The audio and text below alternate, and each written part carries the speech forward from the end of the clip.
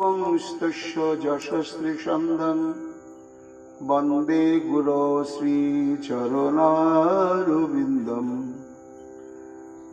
गौरकृपा घनीभूतं प्रभुं श्रीहरिनन्दनं मम जीवन सर्वस्वं भक्त्या नौमि पुनः पुनः राधा कृपामयं वपुं श्रीगुरुदिनतारकं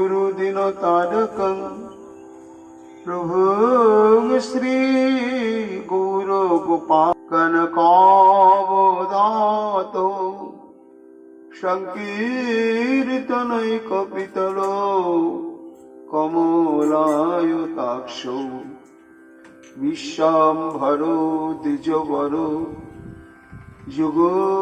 युगधर्मपालो वंदे जगत प्रियकरो करुणावतारो आनंदलीलामय विग्रहाय हेमावधिवच्छविसुन्दराय तस्मै महाप्रेमरसप्रदाय चैतन्यचन्द्राय नमो नमस्ते। निरानन्दमिदं सर्वं प्रेमानन्दस्पदे कृतं येन तं सततं वन्दे नित्यानन्दजगद्गुरुं श्रीअद्वैत नमस्तुभ्यं कलिजनकृपानिधे गौरी प्रेम प्रदानाय श्री सीतापतये नमो लादिनी स्वरूपाय गौरांग सुहृदाय च भक्त शक्ति प्रदानाय गदाधर नमस्तुते प्रणमामि श्रीवासं तमाद्दं पंडितं मुदा श्रीगौरांगो कृपापात्रं कीर्तनानन्दमानसम् गौरी प्रेम प्रदावैव सर्वत्र समदर्शिने नारायणो सुताय च श्रीमन्नरोहरये नमो बर्हापीडाभिरामं मृगमदतिलकं कुण्डलाक्रान्तगण्डं कञ्जाक्षं कुम्भकण्ठं स्मितशुभगमुखं साधुर्यनस्तवेनुं श्यामं शान्तं त्रिभङ्गं रविकरवसनभूषितं वैजयन्तं वन्दे वृन्दावनस्थयुवतिशतवृतं ब्रह्मगोपालवेशम् नमो नलिननेत्राय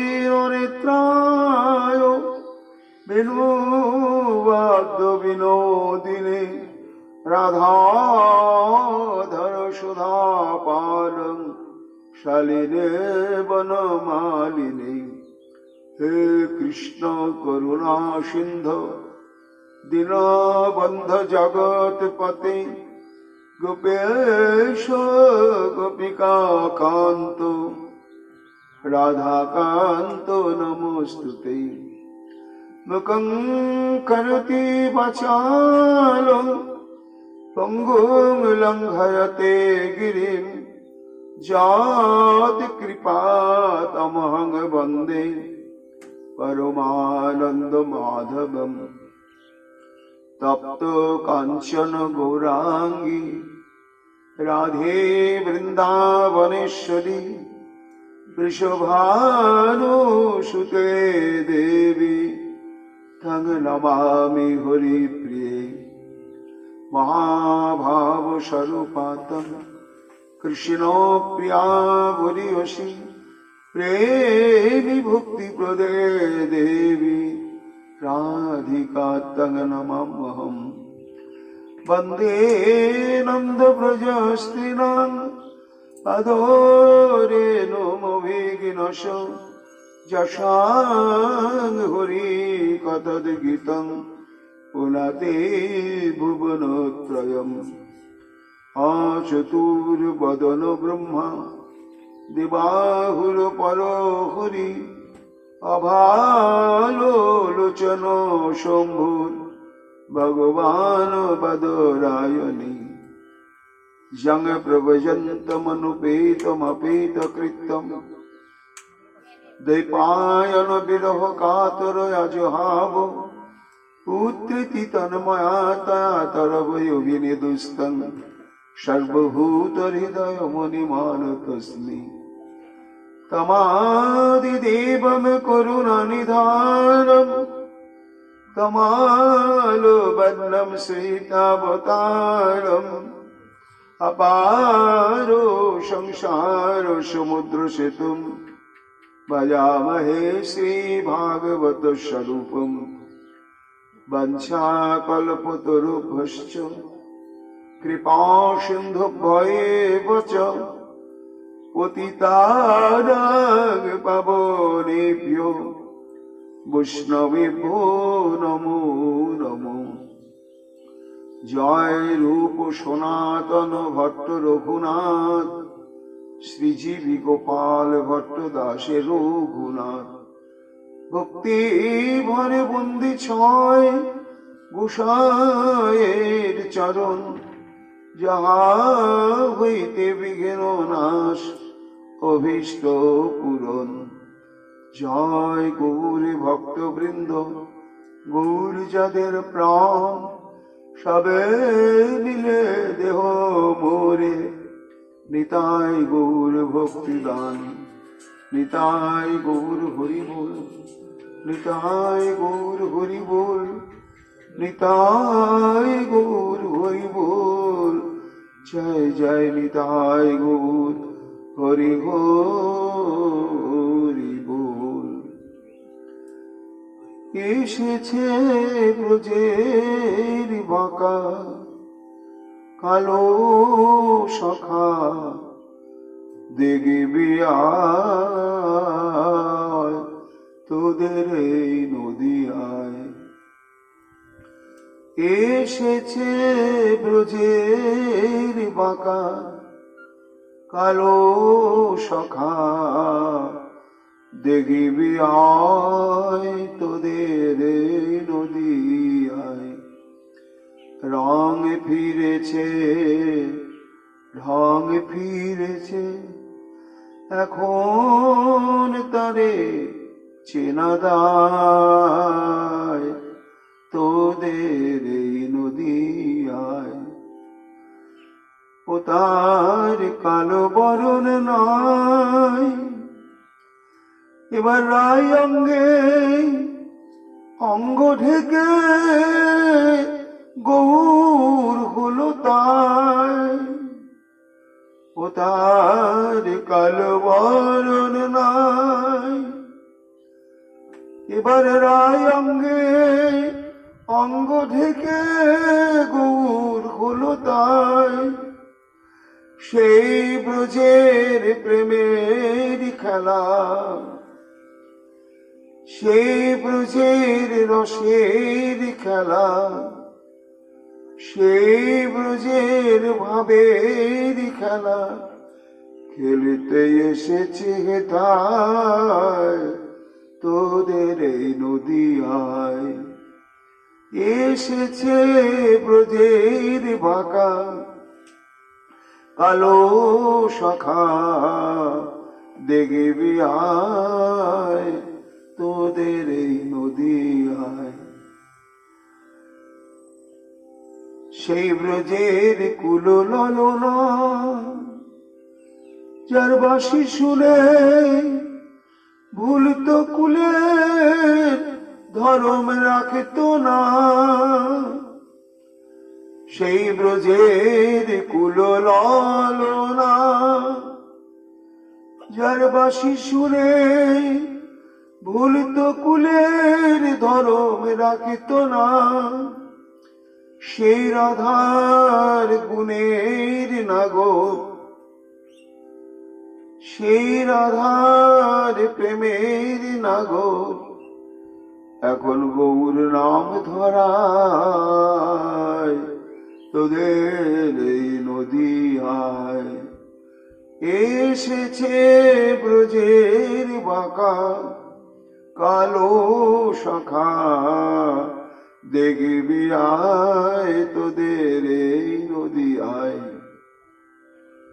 ও তার প্রেমের এই তরি আগে মন মজায় শেষটা বড় চালায় বিপরীত ও তার প্রেমের এই তরি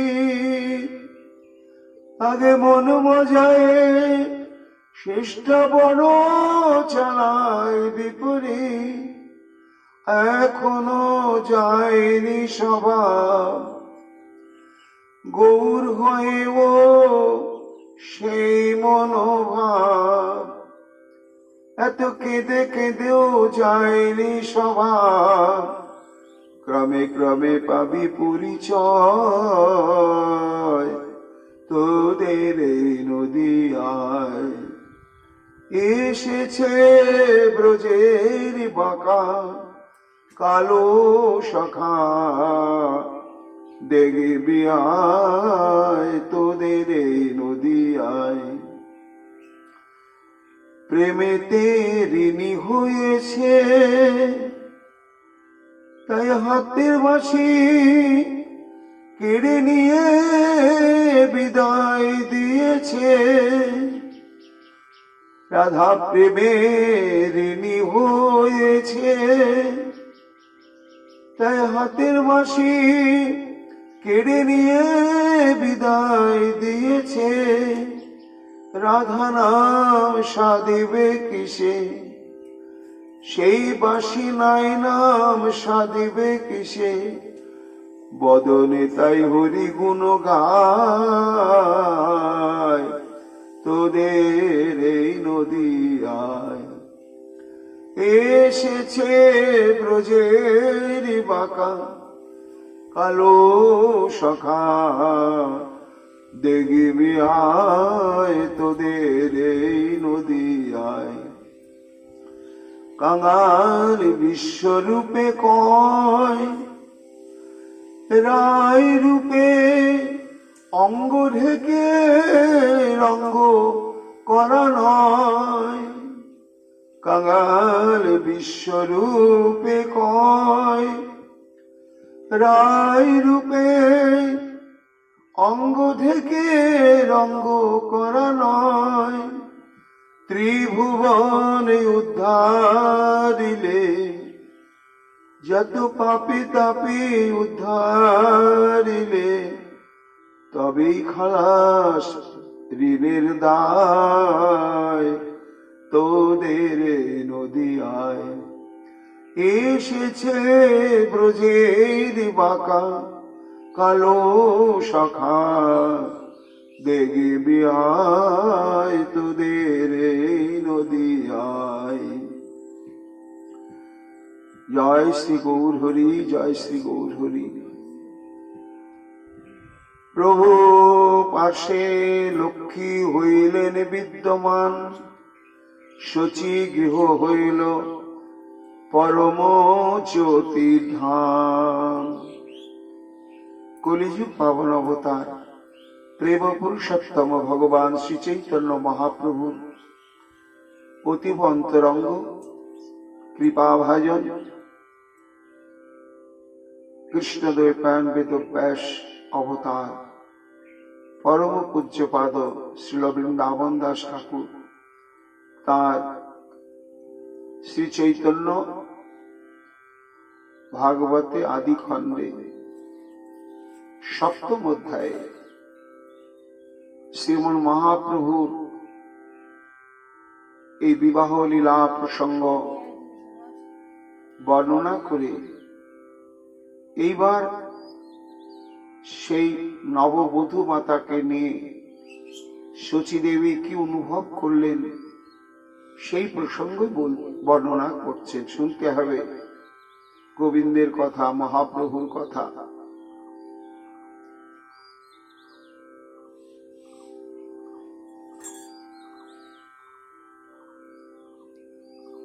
শ্রবণ মঙ্গলম লীলা। শুধু তাই নয়, চৈতন্য চরিতামৃত আমরা জানি শ্রীমন মহাপ্রভুর কাছে উপস্থিত হয়েছেন প্রদ্যুম্ন মিশ্র নামে একজন পরম ভাগবত, কৃষ্ণ কথা শ্রবণ ইচ্ছা নিয়ে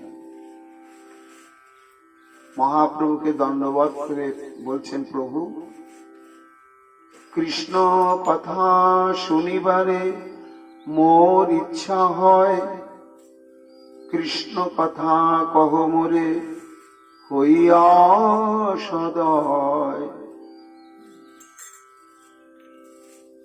মহাপ্রভুর কাছে এসে বলছেন, হে প্রভু,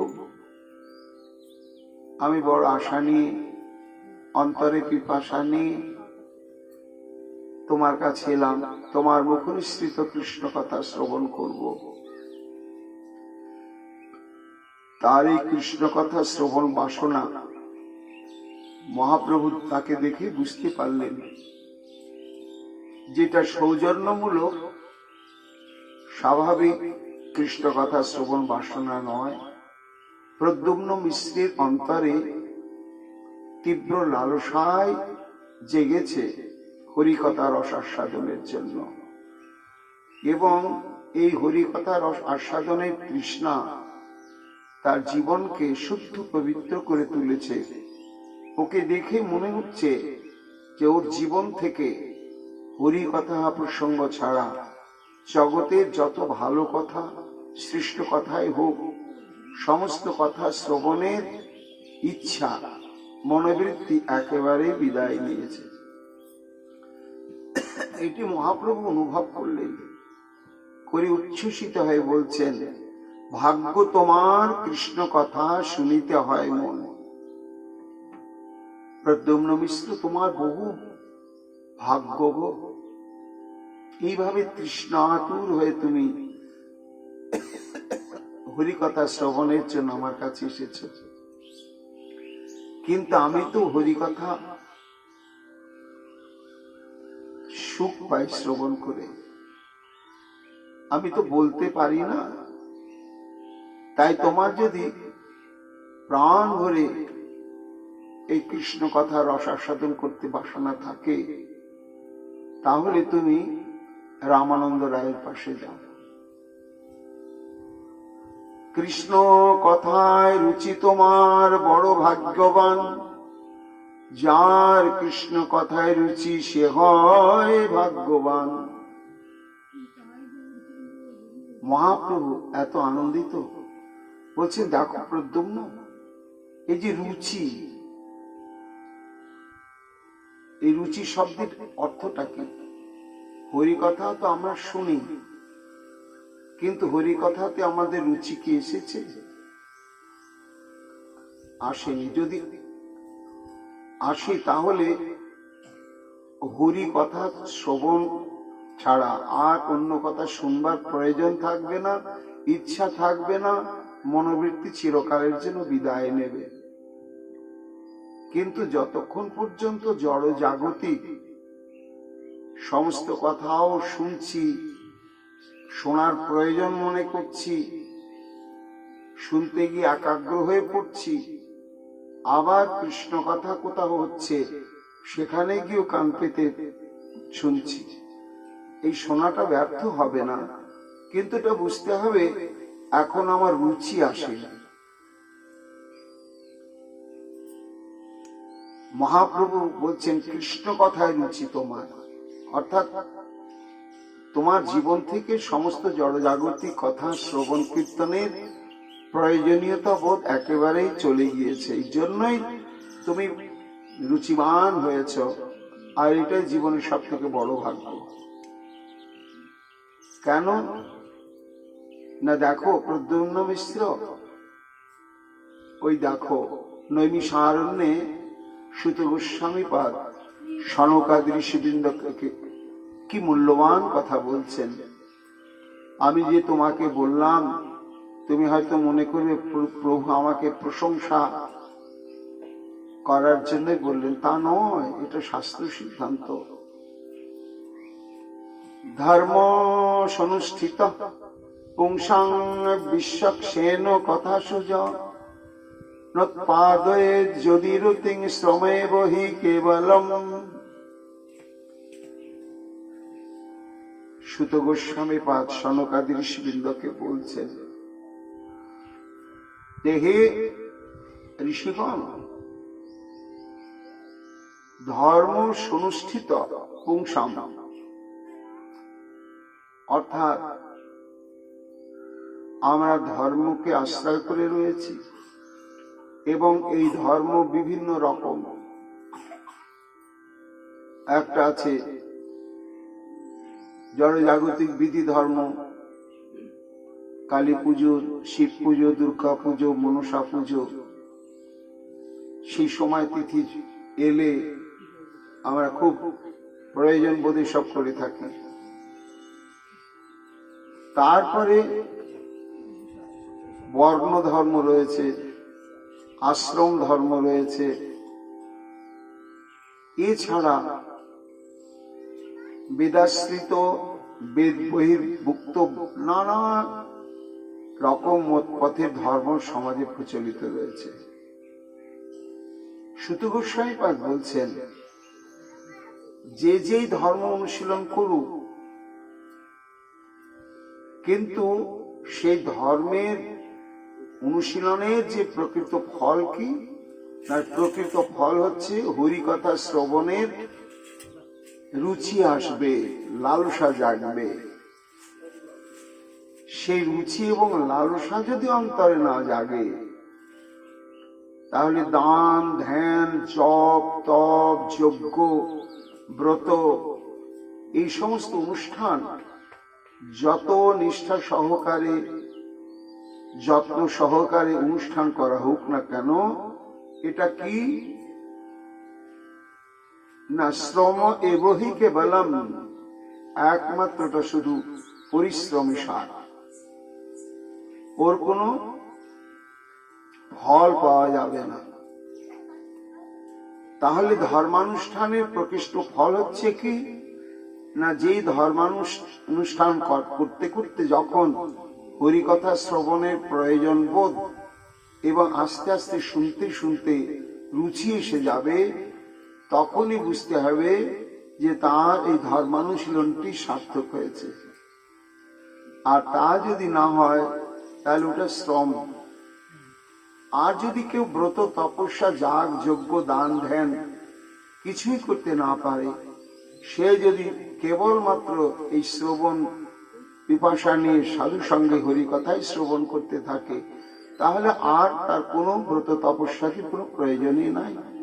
নিরপেক্ষ এই ভজনাঙ্গ হচ্ছে নিরন্তর সাধুমুখী গোবিন্দের লীলা কথা শ্রবণ কীর্তন। এই জন্য ভাগবতে বলেছেন ব্যাসমুনি, আর সেই ব্যাসমুনি হচ্ছেন বৃন্দাবন দাস ঠাকুর। এই জন্যই তিনি মহাপ্রভুর কথা বলে চলেছেন কলিহত জীবের জন্য, যে সেই কৃষ্ণই গৌরাঙ্গ স্বরূপে, সেই বলরাম নিত্যানন্দ স্বরূপে অবতীর্ণ হয়ে অদ্ভুত লীলা অনুষ্ঠান করছেন, যা শ্রবণ মঙ্গলম। কি না, নববধূ ঘরে এসেছেন, সচিমায়ের আনন্দ, কৌতূহল, অল্প বয়স, বৌমা আমার কেমন হবে না হবে। কিন্তু একদিন দুদিনের মধ্যেই সচিমায়ের চিন্তা ভাবনা পরিবর্তন হয়ে গেল। কি নিরবধি দেখে সচি কি ঘর বাহিরে, পরম অদ্ভুত জ্যোতি লক্ষিতে না পারে। অর্থাৎ লক্ষ্মীপ্রিয়া বিবাহের পরে যখন মহাপ্রভুর আলয়ে এসেছেন, তখন মাঝে মাঝে লক্ষ্য করেন শচীদেবী যে বাড়িটার ভিতর একটা জ্যোতি, রাত্রি হয়ে গেছে, অন্ধকার নেমে এসেছে, কিন্তু কোন অজ্ঞাত কারণে তার অঙ্গন, গৃহ দ্বারাদি একটা আলোতে যেন জ্যোতির্ময় হয়ে রয়েছে। এই জ্যোতির উৎস খুঁজে পান না। মাঝে মাঝে এদিক ওদিক তাকান যে কোথাও যেন প্রদীপ জ্বলে থাকলে তার আলোটা চারিদিকে ছড়িয়ে পড়ে। হঠাৎ দেখছেন কখনো পুত্রের পার্শ্বে দেখে অগ্নিশিখা, উলটিয়া চাহিতেই না পায় আর দেখা। হঠাৎ বৌমা লক্ষ্মীপ্রিয়ার দিকে তাকিয়ে দেখছেন, এ কি, ওই লক্ষ্মীপ্রিয়ার অঙ্গ প্রত্যঙ্গ থেকে ছটা বিকীর্ণ হয়ে সমস্ত গৃহকে আলোকিত করে ফেলেছে। আমি ভুল দেখছি না তো? এই তো চারিদিকে আলো ছড়িয়ে আছে। তাহলে বৌমার অঙ্গ থেকে আসছে, আবার যে দেখতে নিয়েছে আর দেখা যাচ্ছে না। উলটিয়া চাহিতে না পায় আর দেখা। এটা তো হলো জ্যোতি, আরো আলোকিত। কমল পুষ্পের গন্ধ ক্ষণে ক্ষণে পায়, পরম বিস্মিত আয় চিন্তেন সদায়। আরো আশ্চর্য ঘটনা, সমস্ত বাড়ি টাটকা ফোটা পদ্ম ফুলের গন্ধ একেবারে মোম করে। সচিমা খুঁজে পান না, না বাড়িতে তো পদ্ম ফুল আনা হয়নি, কিন্তু এত পদ্ম ফুলের গন্ধ কোত্থেকে আসছে? সচিমায়ের অন্তরে এই সমস্তই উথাল পাথাল করছে। যেটা আমি বৌমার অঙ্গ থেকে ছটা দেখলাম, সত্যি সত্যি আবার এই পদ্মগন্ধ। আয় চিনতে বুঝিলাম কারণ ইহার, এই কন্যার অধিষ্ঠানে আছে কমলা। সচিমা নিজে নিজে সিদ্ধান্ত করছেন, এ তো বাবা মা নাম রেখেছে লক্ষ্মীপ্রিয়া, লক্ষ্মী তো। লক্ষ্মী মানে কমলা, কমল বনে অধিষ্ঠিত থাকেন এবং তার অঙ্গে সবসময় পদ্মগন্ধ। তাহলে নিশ্চয় এই আমার বৌমার মধ্যে হয়তোবা তার কোনো অংশ রয়েছে, না হলে এমন পদ্মগন্ধ পাবো কেন? অতএব যদি দেখি পদ্মগন্ধ পাই, পূর্ব প্রায় দরিদ্রতা দুঃখ এবে নাই। সচিদেবী সব হিসাব মিলাচ্ছেন। কমলা তো লক্ষ্মী দেবীর এক নাম কমলা। লক্ষ্মী দেবী যেখানে বর্তমান থাকেন সেখানে অভাব দারিদ্রতা এসব আর দেখা যায় না। তাই হিসাব মিলে যাচ্ছে। পদ্মগন্ধে বাড়িটা ভুরভুর করছে, আবার অঙ্গজ্যোতির ছটায় রাতের অন্ধকারও বিদূরিত হচ্ছে। আবার নিমাই যেদিন বৌমাকে নিয়ে গৃহপ্রবেশ করলো, সেদিন থেকে আমাদের সংসারের একটা ছোটখাটো অভাব অনটন লেগেই থাকতো। বন্ধ হতো না, কিছু মিলে যেত, কিন্তু তবু একটা অভাব দেখা দিত। কিন্তু এই বৌমা ঘরে আসার পরে আর কোনো অভাব নেই।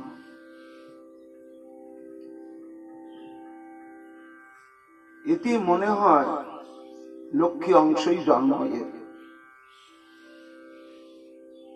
এই লক্ষ্মী বধূ আসি গৃহে প্রবেশিলে, কোথা হইতে না জানি আসিয়া সব মিলে। সচিমা নিজেও বুঝতে পারেন না যে চাল ডাল ইত্যাদি যত কিছু প্রয়োজনীয় সম্ভার সব থেকে আসে, কিভাবে আসে, এর উৎস কি। এই নিমাইয়ের বিবাহের আগে এরকমটি ছিল না। এই নিমাই বিবাহ করার পর থেকে, বৌমা ঘরে আসার পর থেকে আর কোনো অভাব নেই। এই মতো নানা মন কথায় কহে, ব্যক্ত হইয়াও প্রভু ব্যক্ত নাহি হয়। বৃন্দাবন দাস বলছেন যে আসলে তো লক্ষ্মী অংশই বটে, আর মহাপ্রভু তো সেই নারায়ণই বটেন, কিন্তু ভগবত তত্ত্ব উপলব্ধি করা যায় না। দুই ধরনের মানুষ পারে না।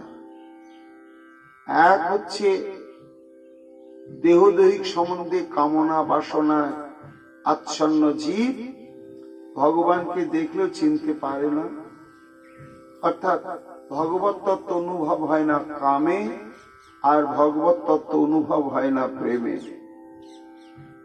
মা যশোমতী কোনোদিনই শ্রীকৃষ্ণকে ভগবান ভাবতেই পারলেন না, একেবারেই পারলেন না। শ্রী গোবিন্দও আমার ভাবাতে পারলেন না। তা সেই যশোমতী তো সচিমা, তাই চিনতে পারছেন না আমার ঘরে আমার পুত্র নিমাই বা কে, আর এই লক্ষ্মী প্রিয়াই বা কে। ঈশ্বরের ইচ্ছা বুঝিবার শক্তিকার, কিরূপে করেন কোন কালের বিহার। ঈশ্বরে সে আপনারে না জানায় যবে, লক্ষ্মীও জানিতে শক্তি না ধরেন তবে। বৃন্দাবন দাস ঠাকুর বলছেন এই সমস্ত প্রসঙ্গ বড় দুর্বিজ্ঞ। একমাত্র শ্রী ভগবানই তিনিই জানেন কি করছেন আর কি করবেন, আর কেউ জানেন। এমনকি যিনি ঈশ্বরী তত্ত্ব বিশেষ, সেই লক্ষ্মীদেবী পর্যন্ত শ্রী ভগবানের অন্তর্নিহিত কামনা বাসনা কি লীলা প্রসঙ্গ তিনি করবেন বুঝতে পারা যায় না। এইসব শাস্ত্রে বেদে পুরাণে বাখানে, যারে তান কৃপা হয় সেই জানে তানে। তাহলে কি অজানা থেকেই যায় ভগবানের মনোগত ভাবের খবর, কি উদ্দেশ্যে কোন লীলা তিনি করছেন বা করবেন, এটা কি অজানাই থাকে? না না, অজানা থাকে না। অজানায় যদি থাকবে তাহলে ভক্তগণ জানবেন কি করে, আস্বাদন করবেন কি করে? তাহলে এটা কি করে জানা সম্ভব হয়? ওই যে শাস্ত্র বলেছে, যারে তান কৃপা হয় সেই জানে তানে। অর্থাৎ ঈশ্বরের কৃপালেশ হয়তো যাহারে, সেই তো ঈশ্বর তত্ত্ব জানিবারে পারে। কোন জিনিস সম্পর্কে জ্ঞান মানুষ নিজের বুদ্ধি বৃত্তি প্রচেষ্টার দ্বারাই সেটা অর্জন করতে পারে, এটা স্বাভাবিক। কিন্তু ভগবত তত্ত্ব জানতে গেলে নিজের বুদ্ধি বৃত্তি প্রচেষ্টা ইত্যাদির দ্বারা কখনোই সম্ভব নয়। এটি হচ্ছে ভগবত কৃপা। শ্রী ভগবান যদি কৃপা করে নিজের স্বরূপ কারো কাছে উদ্ঘাটিত করে দেন, কিংবা যে সমস্ত লীলাবিলাস তিনি করছেন বা করবেন, সেটি যদি কারো অন্তঃকরণে তিনি উদ্ঘাটিত করে দেন, তখনই সেটা জানতে পারে। এই জন্য এই যে লক্ষ্মী দেবীর অঙ্গ থেকে পদ্মগন্ধ কেন দারিদ্রতা, এটা লক্ষ্মী প্রিয়াও জানেন না, এটা মহাপ্রভুর ইচ্ছাক্রমে হচ্ছে। আর এই মহাপ্রভুর ইচ্ছা দুর্গেয়। তিনি কৃপা করে যদি কাউকে জানান যে ভক্ত, এই দেখো আমার উদ্দেশ্য, আমার রহস্য কি, তোমাকে আমি জানিয়ে দিচ্ছি, তখনই সে জানে। এই জন্য শ্রীমদ ভাগবতে আমরা দেখতে পাই, তথাপি তে দেব পদাম্বুজদয় প্রসাদ লেশানুগৃহীত এবহি জানাতি তত্ত্বং ভগবান মহিম্ন ন চান্নে কোপি চিরং বিচ্ছিন্ন। ব্রহ্মা গোবৎস হরণ করেছে, তার জন্য অন্তর্দাহে জ্বলে পুড়ে মরছে। একবার যদি আমি চরণে পড়ে সমস্ত দোষ প্রাণ খুলে স্বীকার করতাম, ক্ষমা চাইতাম, তাহলে আমার চিত্ত সংশোধন হতো। আর আমার এই ভয়ঙ্কর অপরাধের জন্য ভগবান যদি কৃপা করে আমাকে একটু দণ্ড দিতেন, তাহলে প্রভুর ওই দণ্ড ভোগে আমার চিত্ত আরো ত্বরান্বিত সংশোধন হতো। এই উদ্দেশ্যে ব্রহ্মা শ্রী গোবিন্দ আমার গোচারণ করতে করতে এক বৃক্ষতলে দাঁড়িয়ে আছেন একা একা। সুযোগ পেয়ে ব্রহ্মা এসে স্তুতি করছে, অনেক স্তুতি করতে করতে বলছে, প্রভু এই যে আমি তো তোমাকে নিয়ে এসছি ধরাধামে, ধরার ভার হরণের জন্য সমস্ত দেবতা বৃন্দকে সঙ্গে নিয়ে ক্ষীর সমুদ্রের তটে পুরুষ সূক্তে তোমাকে আরাধনা করতে করতে তবে তোমার সাড়া পেলাম, প্রতিশ্রুতি প্রাপ্ত হলাম, তারপরে তুমি অবতীর্ণ হলে। এই যে তুমি অবতীর্ণ হয়েছ এটা তো আমি জানি, আর এর মধ্যে আমিও রয়েছি, কিন্তু সেই তুমি এলে আর আমি তোমাকে সাধারণ একটি গোপ বালক ভাবলাম। হ্যাঁ, মানুষ তো সোনাকে সোনাই দেখবে, সোনাকে তো লোহা দেখবে না, কাঠ পাথর দেখবে না। তা তুমি তো সেই ভগবান, কিন্তু কি আশ্চর্য, আমি তোমাকে সে ভগবান স্বরূপটা দেখতেই পেলাম না, গোপ বালক দেখলাম।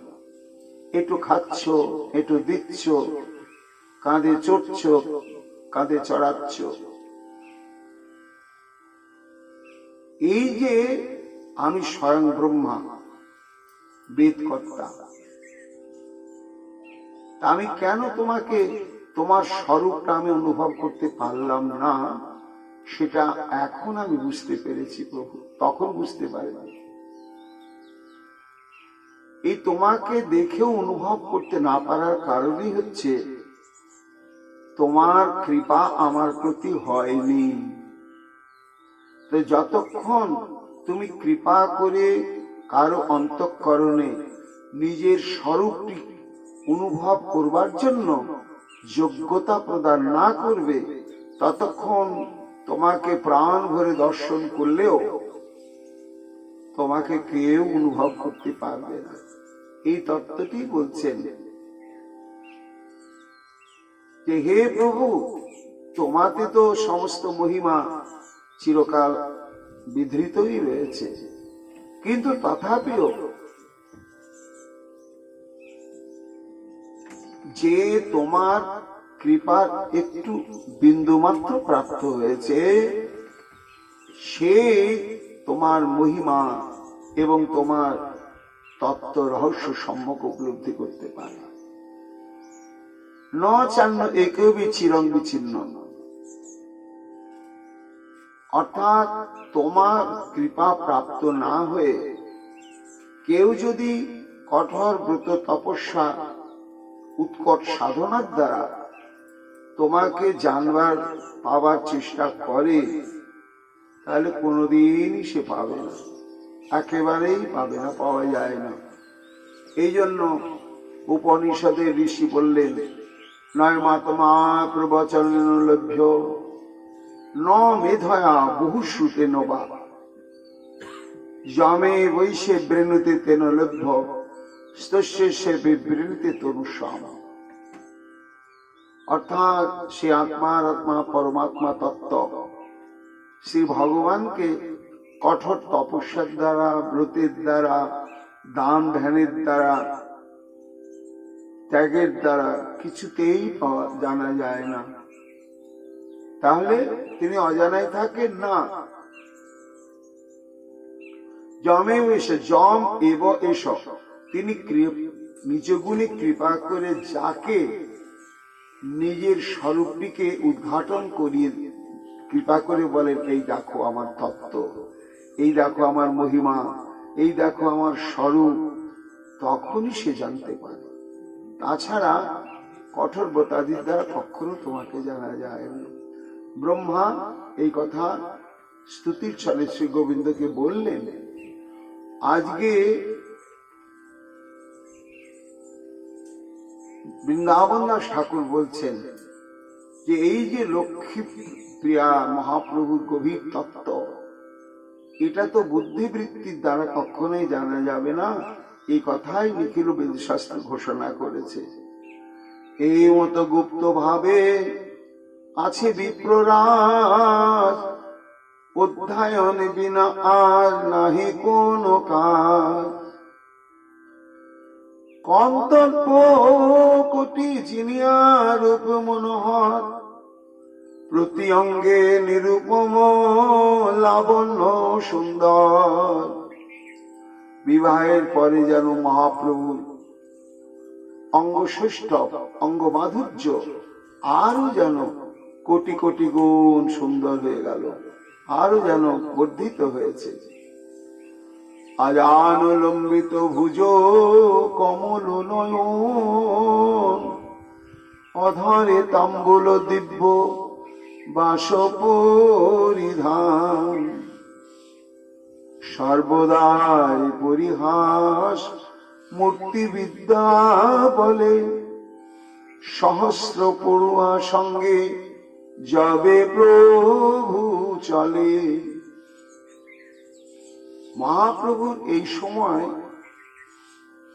তার স্বরূপটি কেমন? সর্বদা পরিহাস মূর্তি,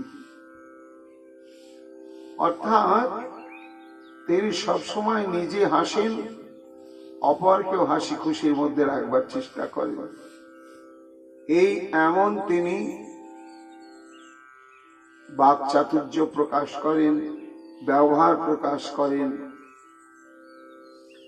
এবং যখন পরিভ্রমণে বেরোন তখন সমস্ত শিষ্যবর্গ অর্থাৎ মহাপ্রভুর কাছে যারা বিদ্যাভ্যাস করেন, এরা মহাপ্রভুকে ঘিরে নিয়ে অপূর্ব যেন তারকা বেষ্টিত চন্দ্র পরিভ্রমণ করছে, নবদ্বীপ ধামকে আলোকিত করে এইভাবে পরিভ্রমণ করে।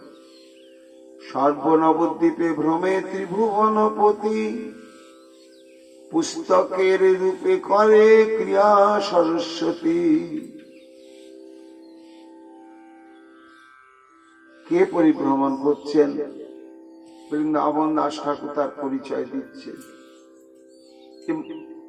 কেউ জানে সচী মায়ের ছেলে, কেউ জানে জগন্নাথ মিশ্রের পুত্র, কেউ জানে নীলাম্বর চক্রবর্তীর দৌহিত্র, কেউ জানে গঙ্গাদাস পণ্ডিতের ছাত্র। এসব তো জানে ঠিকই, কিন্তু আসল ওনার তত্ত্বটা কি না, উনি হচ্ছেন ত্রিভুবনপতি, অর্থাৎ এতে চাংশ কলাপংশ কৃষ্ণস্তু ভগবান স্বয়ং ইন্দ্রাণী ব্যাকুলং লোকম মৃণয়ন্তী যুগে যুগে। একমাত্র তিনি সর্বকারণের কারণ, সেই তত্ত্ব বিশেষ। নবদ্বীপে হেন নাহি পণ্ডিতের নাম, যে আসিয়া বুঝিবে কো প্রভুর ব্যাখ্যান। মহাপ্রভু বিদ্যাবত্তার সংবাদ সারা নবদ্বীপে এমন ভাবে প্রচারিত হয়ে গেল, আর সমস্ত বিদগ্ধ সমাজ সর্বান্তঃকরণে তারা স্বীকার করে নিতেন যে নিমাইয়ের পাণ্ডিত্য, বিশ্বম্ভরের পাণ্ডিত্য অতুলনীয়। তার কাছে কেউ যেন নিজেদের পাণ্ডিত্য ফলাতে না যায়। সবে এক গঙ্গা দাসে মহাভাগ্যবান, যার ঠাঁই প্রভু করে বিদ্যার আদান। অর্থাৎ বৃন্দাবন দাস ঠাকুর বলছেন যে একমাত্র সারা নবদ্বীপের মধ্যে ওই গঙ্গাদাস পণ্ডিত, যার কাছে মহাপ্রভু বিদ্যা শিক্ষা করেছেন, ওই তার কাছেই প্রভু নত। তাছাড়া আর হেন কোনো পণ্ডিত, কি বয়স্ক কি সমবয়স্ক, হেন কোনো পণ্ডিত নেই যে নিমায় পণ্ডিতের সঙ্গে তত্ত্ব, সিদ্ধান্ত, ব্যাকরণের সূত্র ইত্যাদি নিয়ে তর্কযুদ্ধে অবতীর্ণ হয়। সকল সংসার দেখে বলে ধন্য ধন্য, এ নন্দন যাহার তাহার কোন দন্য। যাতে এক প্রকৃতি দেখে মদন সমান, আর পাষণ্ডী দেখে যেন যম বিদ্যমান। পণ্ডিত সকল দেখে যেন বৃহস্পতি, এ মতো দেখে সবে যার যেন মতি। বৃন্দাবন দাস ঠাকুর বলছেন, মহাপ্রভু যখন পথে বেরোন তখন যার স্বভাব যেমন সে তেমনি দেখে মহাপ্রভুকে। যতটুকু প্রকৃতি দেখে মদন সমান। কেননা এই ঘটনার তো পুনরাবৃত্তি ঘটছে। এই আমার মহাপ্রভুকে না ব্রজেন্দ্র নন্দন যে শচীসূত হইল, সেই ব্রজেন্দ্র নন্দনই তো। তাকে যখন চারিদিক থেকে নানা স্বভাব বিশিষ্ট দর্শক দর্শন করেন, তখন আপন আপন ভাব অনুযায়ী তার স্বরূপটা তারা দেখেন এবং তাকে অনুভব করেন। তার দৃষ্টান্ত যখন শ্রীকৃষ্ণ সেই ক্রীড়াঙ্গনে প্রবেশ করছেন, চানুর মুষ্টিকের সঙ্গে মল্লযুদ্ধ হবে। তো যখন কৃষ্ণ এবং বলরাম প্রবেশ করছেন, তখন তো সেটা বিরাট স্টেডিয়াম, লক্ষ লক্ষ দর্শক, এমনকি সেখানে মায়েদেরও সব গ্যালারি করা আছে। তারা যখন দেখছেন শ্রীকৃষ্ণকে, তখন অদ্ভুত অনুভব করছেন। এবং কৃষ্ণ বিদ্বেষী জন বহু আছে, তারা যার যেমন ভাব সে যেমন কৃষ্ণকে অনুভব করছিল। কেমন? মল্লানাং অশনি নীরাং নরবর স্ত্রীনাং স্মর মূর্তিমান, গোপানাং সজন অসতাং কীর্তিভুজাং শাস্তা সপিত্র শিশু, মৃত্যুর ভোজপতির বার বিদূষিতং তত্ত্বং পরং যোগিনাং, বৃষ্টিনাং পরদেবেতি বিদিত রঙ্গং গত সাগ্রজ। কৃষ্ণকে দেখছেন মল্লগণ, যারা মুষ্টিযুদ্ধ করবেন কৃষ্ণের সঙ্গে, তারা কি দেখছেন?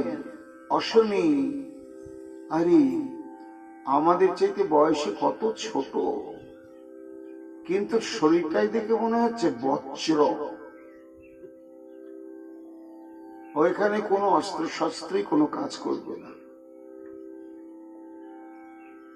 আর সাধারণ মানুষ দেখছেন এই একটি অনন্য সাধারণ রূপ গুণ বিশিষ্ট মানুষ, যা কখনো দেখা যায় না। স্ত্রীনাং স্মর মূর্তিমান, আর সমস্ত রমণীগণ দেখছেন শ্রীকৃষ্ণকে মূর্তিমন্ত যেন কাম। কন্দর্পদেব, এই কন্দর্পদেবী কি মুষ্টিযুদ্ধ করবার জন্য অবতীর্ণ হচ্ছেন? ওই সময় গোয়ালারাও এসেছে, তারা দেখছি আমাদের ঘরের ছেলে। আর সমস্ত কৃষ্ণ বিদ্বেষী রাজন্যবর্গ এসেছে। তারা কৃষ্ণকে দেখে কি মনে হচ্ছে? এই আসছে যেন আমাদের শাসনকর্তা। এইরকম। আর কংস দেখছে এই আমার সাক্ষাৎ যম। তা ঠিক শ্রীকৃষ্ণকে যেমন দর্শকবৃন্দ আপন আপন ভাব নিয়ে অনুভব করে তেমন তেমন স্বগুক্তির দ্বারা তা প্রকাশ করছিলেন, ঠিক আজকে মহাপ্রভু যখন নদিয়ার পথে পথে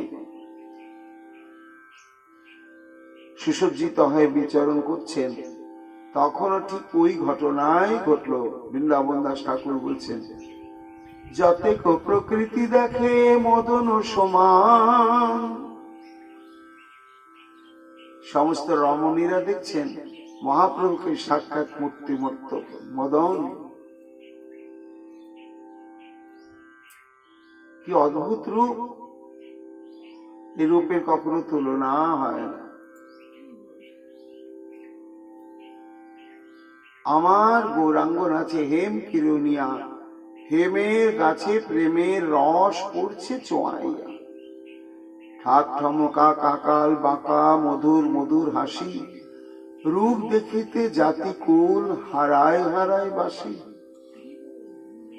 অপূর্ব সে নটের ঠাম, অপূর্ব সে রূপের ঠাম।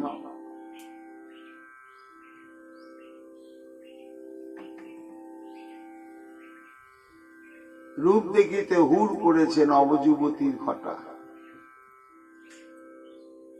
মন মজিল, কুল ডুবিল, বইছে প্রেমের বান। আর লোচন বলে মদন বলে আর কি আছে এই মূর্তিমন্ত কাম। আর পাষণ্ডীরা দেখছেন, পাষণ্ডী দেখে যেন যম বিদ্যমান। যারা নাস্তিক, জীবনে কোনো ধর্মানুশীলনই করেন না, সৎ পথে চলার প্রয়োজন মনে করেন না, এইরকম যারা, তারা দেখছে এই নিমায় যদি নবদ্বীপে থাকে, একদিন না একদিন আমাদের অস্তিত্ব থাকবে না। পণ্ডিত সকল দেখে যেন বৃহস্পতি, আর সারা নবদ্বীপের পণ্ডিত বৃন্দ মহাপ্রভুকে দেখে মনে হচ্ছে যেন মূর্তিমন্ত সেই দেবগুরু বৃহস্পতি, অনন্ত জ্ঞানের ভান্ডার, তত্ত্বের ভান্ডার।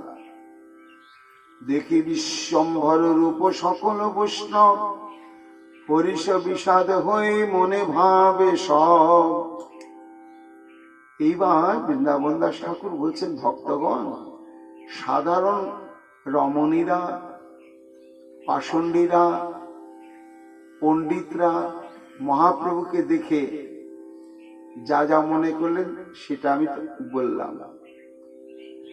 কিন্তু নবদ্বীপে কতিপয় গা ঢাকা দিয়ে বৈষ্ণবগণও ছিলেন। তারা সংখ্যায় অল্প এবং নিজেরা বাইরে যখন বেরোতেন তখন তাদের ভাব ভক্তিটাকে আবৃত করে রাখতেন, আর নিজেরা যখন একত্রিত হতেন তখন তারা কৃষ্ণ প্রেমানন্দে রামানন্দে আত্মহারা হয়ে যেতেন। এইরকম বৈষ্ণবরা যখন মহাপ্রভুকে দেখছেন, হরিষ বিষাদ হয়ে মনে ভাবে সব। আনন্দ হচ্ছে দেখে, আবার দুঃখ হচ্ছে। কি হেন দিব্য শরীরে না হয় কৃষ্ণ রস, কি করিবে বিদ্যায় হইলে কাল বশ। আরে এত সুন্দর মূর্তি, এর মুখে যদি থাকতো কৃষ্ণ নাম,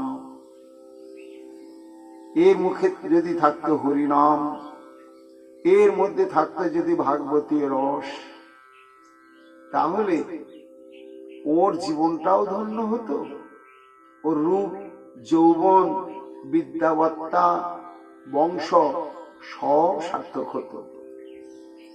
আর ওর সান্নিধ্যে গিয়ে আমরাও ধন্য হয়ে যেতাম। এটাই বৈষ্ণবদের মধ্যে এই ভাবনাটা। মোহিত বৈষ্ণব সব প্রভুর মায়ায়, দেখিয়া তবু কেহ দেখিতে না পায়। বৃন্দাবন দাস ঠাকুর বলছেন, বৈষ্ণবগণ এখনো তো বুঝতে পারেননি যে সমস্ত ব্রহ্মাণ্ডের সকল বৈষ্ণবগণ যার জন্য বৈষ্ণব সেজেছেন, এই বৈষ্ণবগণেরই তিনি একমাত্র আদরের মহাসম্পদ। কিন্তু এখনো সেই ভক্তিভাব প্রচ্ছন্ন রেখেছেন, প্রকাশ করেননি বলেই বৈষ্ণবগণ পর্যন্ত তার স্বরূপটা অনুভব করতে পারলেন না। সাক্ষাতেও প্রভু দেখি কেহ কেহ বলে, কি কার্যে গোয়াও কাল তুমি বিদ্যা ভোলে। আবার এমন এমন বৈষ্ণব তারা সহ্য হচ্ছেই না। একটু পরিচয় রয়েছে, হয়তো আত্মীয়তারও একটু গন্ধ আছে, বা কথা বলার অধিকার দাবিও রয়েছে, তাই কেউ বলে, ও নিমাই ঠাকুর, আরে এত সৌভাগ্য এত স্বীকৃতি পেয়ে কি তুমি বিদ্যা নিয়ে পড়ে রয়েছ? এটা তো তোমার কাজ নয়। তোমার কাজ হচ্ছে কৃষ্ণ প্রেমানন্দ রস আস্বাদন আর জগৎকে আস্বাদন করা। কি কাজে গোয়াও কাল তুমি বিদ্যা বলে?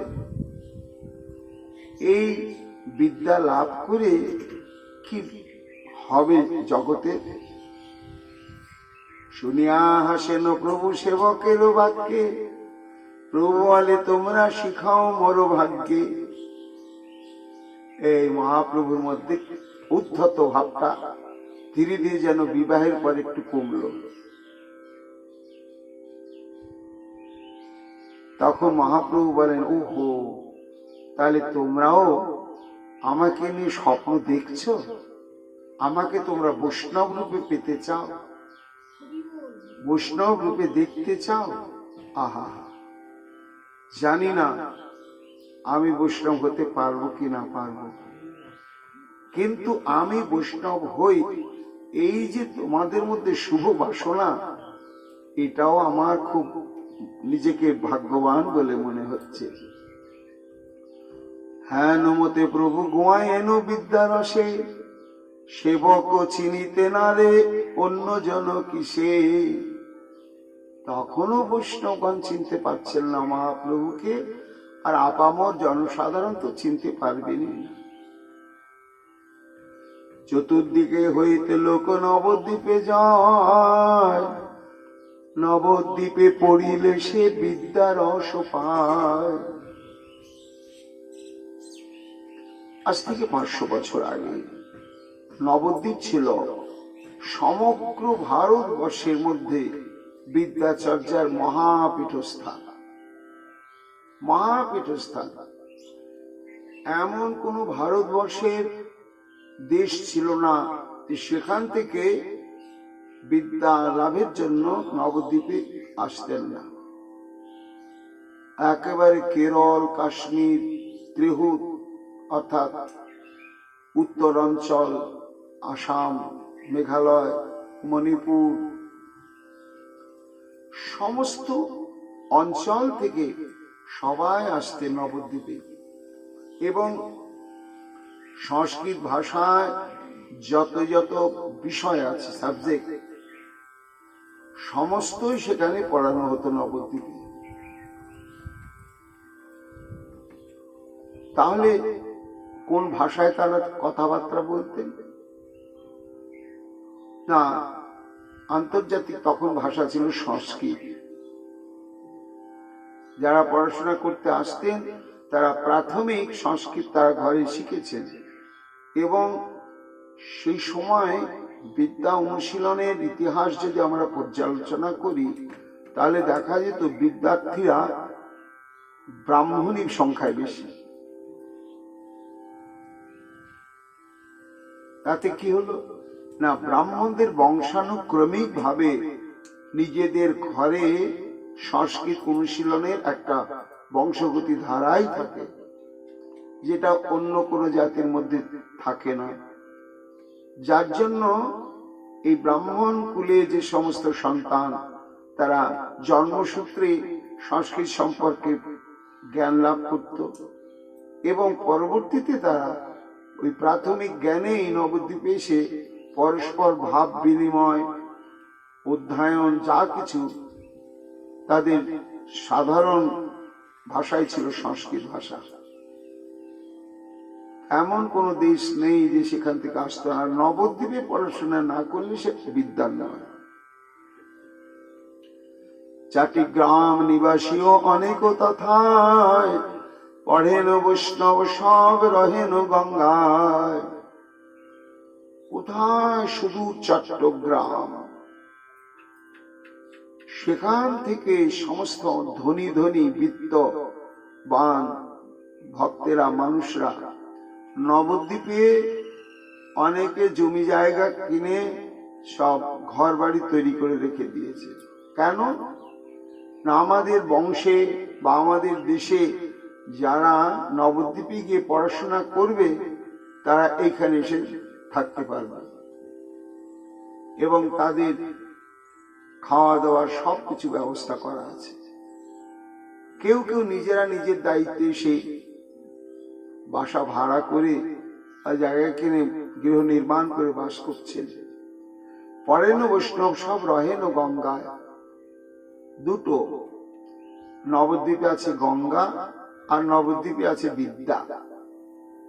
এই গঙ্গা তটে বাস, গঙ্গা স্নান, গঙ্গা জল পান আর তার সঙ্গে সঙ্গে বিদ্যা অধ্যয়ন। এই জন্য চট্টগ্রামবাসী অনেক ভক্তই তারা স্থায়ীভাবে নবদ্বীপে বসবাস করছেন।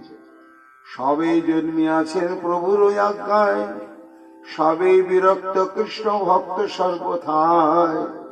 বৃন্দাবন দাস ঠাকুর বলছেন, এই যে সব নবদ্বীপ বিদ্যা অনুশীলনের জন্য আসছে, এরা কারা? এরাই পরবর্তীতে মহাপ্রভুর পরিকর। মহাপ্রভুর আবির্ভাবের সঙ্গে সঙ্গে মহাপ্রভুর ইচ্ছাক্রমে এরা ভারতবর্ষের বিভিন্ন প্রান্তে প্রান্তে আবির্ভূত হয়েছেন, হয়ে ধীরে ধীরে ধীরে নবদ্বীপে একত্রিত হচ্ছেন। অনন্যে মিলে সবে পড়িয়া শুনিয়া, করেন গোবিন্দ চর্চা নিভৃতে বসিয়া।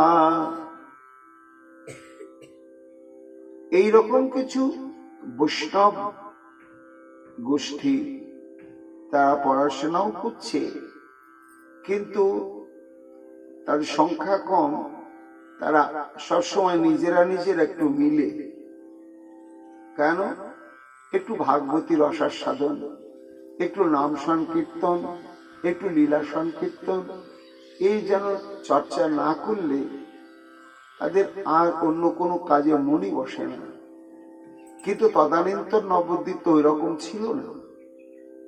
সেখানে বিশ্বহরি, মা কালী, মনসা আর বিবাহ অন্নপ্রাশনের ভোজ ভান্ডারা, এইটাই হরিকথা, হরিসংকীর্তন, লীলারসাস্বাদন ছিল না। তাই ওরা সংখ্যায় অল্প, তারা নিভৃতে বসে বসে চর্চা করতেন। সর্ববৈষ্ণবের প্রিয় মুকুন্দ একান্ত, মুকুন্দের গানে দ্রবে সকল মহান্ত। মুকুন্দ চট্টগ্রামবাসী, পুণ্ডরিক বিদ্যানিধি অঞ্চলের মানুষ। এই মুকুন্দ খুব মেধাবী, মহাপ্রভুর সমবয়স্ক আর অলৌকিক কণ্ঠস্বর বিশিষ্ট। এই মুকুন্দর এমন অদ্ভুত কণ্ঠস্বর, মুকুন্দ যদি একটু নাম সংকীর্তন শুরু করতেন, তা ভক্ত অভক্ত কোনো বিচারই থাকে না। ওই কণ্ঠস্বরের মধ্যে এমন করুণ রস, করুণ ভাব প্রকাশিত হয় যে শ্রবণ মাত্রেও আর কেউ ক্রন্দন না করে থাকতেই পারেন না। এই মুকুন্দের ছিল এটাই বৈশিষ্ট্য। মুকুন্দের গানে দ্রবে সকল মহন্ত। বিকাল হইলে আসি ভাগবত গণ, অদ্বৈত সভায় সবে হয়েন মিলন। অদ্বৈত আচার্য যখন জানতে পারলেন নবদ্বীপে মহাপ্রভু অবতীর্ণ হবেন, কি করে জানলেন তিনি সেটা আমরা পরে আলোচনা করব। তা নিশ্চিত হয়ে গেলেন যখন নবদ্বীপেই আমার গঙ্গা জল তুলসী দিয়ে আরাধনার ধন আসবেন, তখন এই অদ্বৈতাচার্য বিরাট পণ্ডিত, বিরাট অধ্যাপক, তদানীন্তন কালে 4টা বেদ একমাত্র অদ্বৈতাচার্যই পড়াতে পারতেন, আর সবাই পড়াতে পারতেন না। অদ্বৈতাচার্য ভাবলেন আমি তো শান্তিপুরে পড়াই, ওইখানে টোল, আমার ভালোই চলে, কিন্তু প্রভু আসবেন আর আমার স্বার্থ সিদ্ধির জন্য। কি স্বার্থ? না এই কৃষ্ণ বহির্মুখ সমাজে কৃষ্ণ প্রেম, কৃষ্ণ নাম প্রচার, এটাই সীতানাথের স্বার্থ। সেই জন্য প্রভু আসবেন আর আমি যেন তার নিরন্তর সঙ্গ করতে পারি, দর্শন পাই, তার জন্য তিনি নবদ্বীপে সে জায়গা কিনে বাড়ি করে টোল খুললেন। খুলে হয়তো 6 মাস 9 মাস এখানে থাকতেন, আবার শান্তিপুরে যেতেন।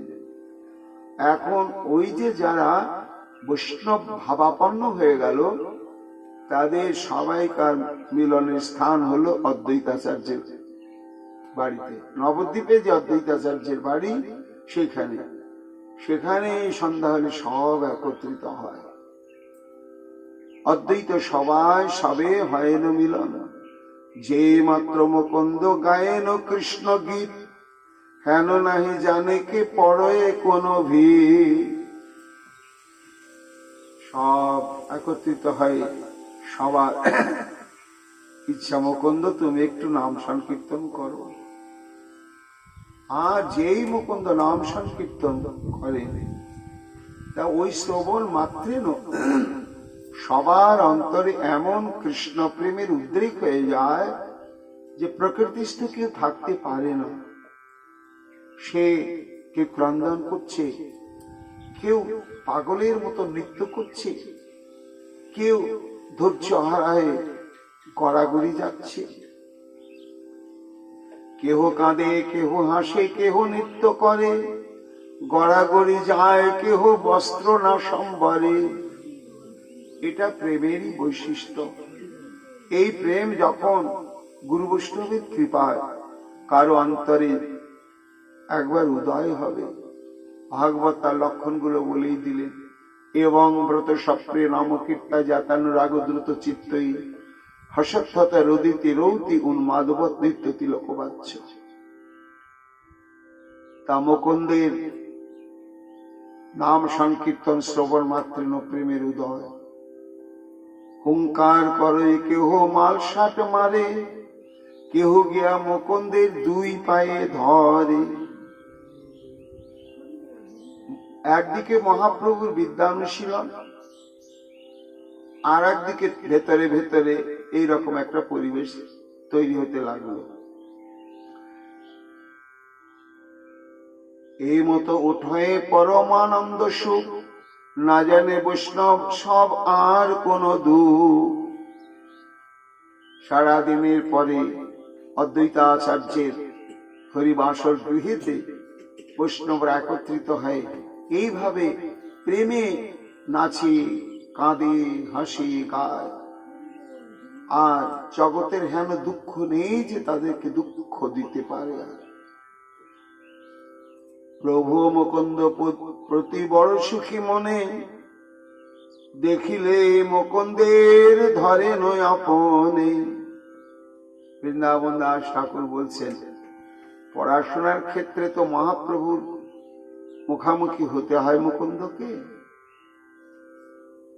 আর মুকুন্দর মধ্যে যে জন্মসূত্রে পাওয়া অমূল্য ভক্তি সম্পদ, সেটি তো মহাপ্রভু অনুভব করেন, যার জন্যই একটু আলাদাভাবে স্নেহ করেন মুকুন্দকে। আর সবসময় মুকুন্দকে একটু পাশাপাশি পেতে চান। কিন্তু তখনও মহাপ্রভু নিজের ভক্তিকে প্রকাশ তো করেননি। প্রভু জিজ্ঞাসন ফাঁকি বাখানে মুকুন্দ, প্রভু বলে কিছু নয় আর লাগে দ্বন্দ্ব। তা মহাপ্রভু তখন তো পাণ্ডিত্যের দাম্ভিকতা নিয়ে চলেন, মুকুন্দকে ডেকেই ওই সব ব্যাকরণের কূট প্রশ্ন, সূত্রের ব্যাখ্যা ইত্যাদি জানতে চান। মুকুন্দ পণ্ডিত বড় প্রভুর প্রভাবে, প্রতিপক্ষ করি প্রভু শনে লাগে। এই মতো প্রভু নিজ সেবক চিনিয়া, জিজ্ঞাসেন ফাঁকি সবে যায়ন হারিয়া। শ্রীবাস আদি দেখিলেও ফাঁকি জিজ্ঞাসেন, মিথ্যা বাক্য ব্যয়ে ভয়ে সবে পলায়েন। বৃন্দাবন দাস ঠাকুর বলছেন, মহাপ্রভুর চাইতে একটু বয়োজ্যেষ্ঠই শ্রীবাস পণ্ডিত, কিন্তু তিনি পণ্ডিত, আরো টোল ছিল। এখন বয়োজ্যেষ্ঠ হলে কি হবে, পণ্ডিত তো বটে, তো পণ্ডিত যখন তো খোঁচা দেব না কেন? শ্রীবাস পণ্ডিতকেও ফাঁকি জিজ্ঞাসা করেন, মানে ওই ব্যাকরণের কূটসূত্র। কিন্তু শ্রীবাস পণ্ডিত আমল দেন না, দু চারটা এমনি কথা বলে এড়িয়ে চলে যান। কেন যান? বৃন্দাবন দাস ঠাকুর বলছেন, শ্রীবাস আদি দেখিলেও ফাঁকে জিজ্ঞাসেন, মিথ্যা বাক্য ব্যয় ভয়ে সবে পলায়েন। কেন ওটা মিথ্যা বাক্য? মানে এই যে ব্যাকরণ, কারক, বিভক্তি, সন্ধি ইত্যাদি সম্পর্কে আলোচনা, সেই মধ্যে একবারও তো হরিনাম, কৃষ্ণ নাম, রাধা নাম নাই। তো যার মধ্যে, যে আলোচনার মধ্যে হরিনাম কৃষ্ণ নাম নেই, যে আলোচনার ভাবনা ভাবতে ভাবতে মৃত্যুকে বরণ করলে কখনো বৈকুণ্ঠে যাওয়া যাবে না, সেই ভাবনা, সেই তর্ক বিতর্ক, সেই আলোচনার মধ্যে যাওয়ার দরকার একেবারে উচিত নয়। যার জন্যই অত বড় মহা মহা মহা মহাপণ্ডিত শঙ্করাচার্য, যে গোটা ভারতবর্ষটাকে উথাল পাথাল করে দিলেন, বৌদ্ধ ধর্মটাকে একেবারে নির্মূল করে দিলেন, তিনি শেষমেশ কি বললেন? ভজ গোবিন্দ, ভজ গোবিন্দ, ভজ গোবিন্দ মূঢ় মতে। ভজ গোবিন্দ, ভজ গোবিন্দ, ভজ গোবিন্দ মূঢ় মতে। সম্প্রাপ্তে সন্নিহিতে কালে, সম্প্রাপ্তে সন্নিহিত কালে, নহি নহি রক্ষতি ডুঙ্ক্রিং করণে। ভজ গোবিন্দং মূঢ় মতে। এত বড় মহাপণ্ডিত শঙ্করাচার্য বললেন, ওরে ভাই, হলো হলো, অনেক তুমি ব্যাকরণের তত্ত্ব সিদ্ধান্ত করছো, এখন ছাড়ো, এখন ভজ গোবিন্দ। কেন? প্রাপ্তে সন্নিহিতে কালে, মৃত্যু যখন তোমার সামনে এসে দাঁড়াবে, তখন ওই ব্যাকরণের শব্দরূপ আর ধাতুরূপ মুখস্থ বললে যম তোমাকে নিষ্কৃতি দেবে না, গৌর হরি বল। কিন্তু তুমি যদি কৃষ্ণ নাম বলো, আর যম তোমাকে স্পর্শ করবে না। তাহলে এই বাস্তব সত্য সবার জন্য অপেক্ষা করছে। এই জন্য এইসব ব্যাকরণের কসকচানির দিকে না ঢুকে ভজ গোবিন্দম, ভজ গোবিন্দম শঙ্করাচার্য বলছেন। কেন না? তুমি সংসার জন্য অনেক কিছু করলে। মূঢ় জহি ধনাগম তৃষ্ণম, কুরুতনু বুদ্ধি মনুষু বিতৃষ্ণম। জল্লভসে নিজ কর্ম পাত্তম, বিত্তং তেন বিহৃদয় চিত্তম। ভজ গোবিন্দম, ভজ গোবিন্দম, ভজ গোবিন্দম মূঢ় মতে। শঙ্করাচার্য বলছেন, ওই সমস্ত পাণ্ডিতের দিকে চেয়েও না।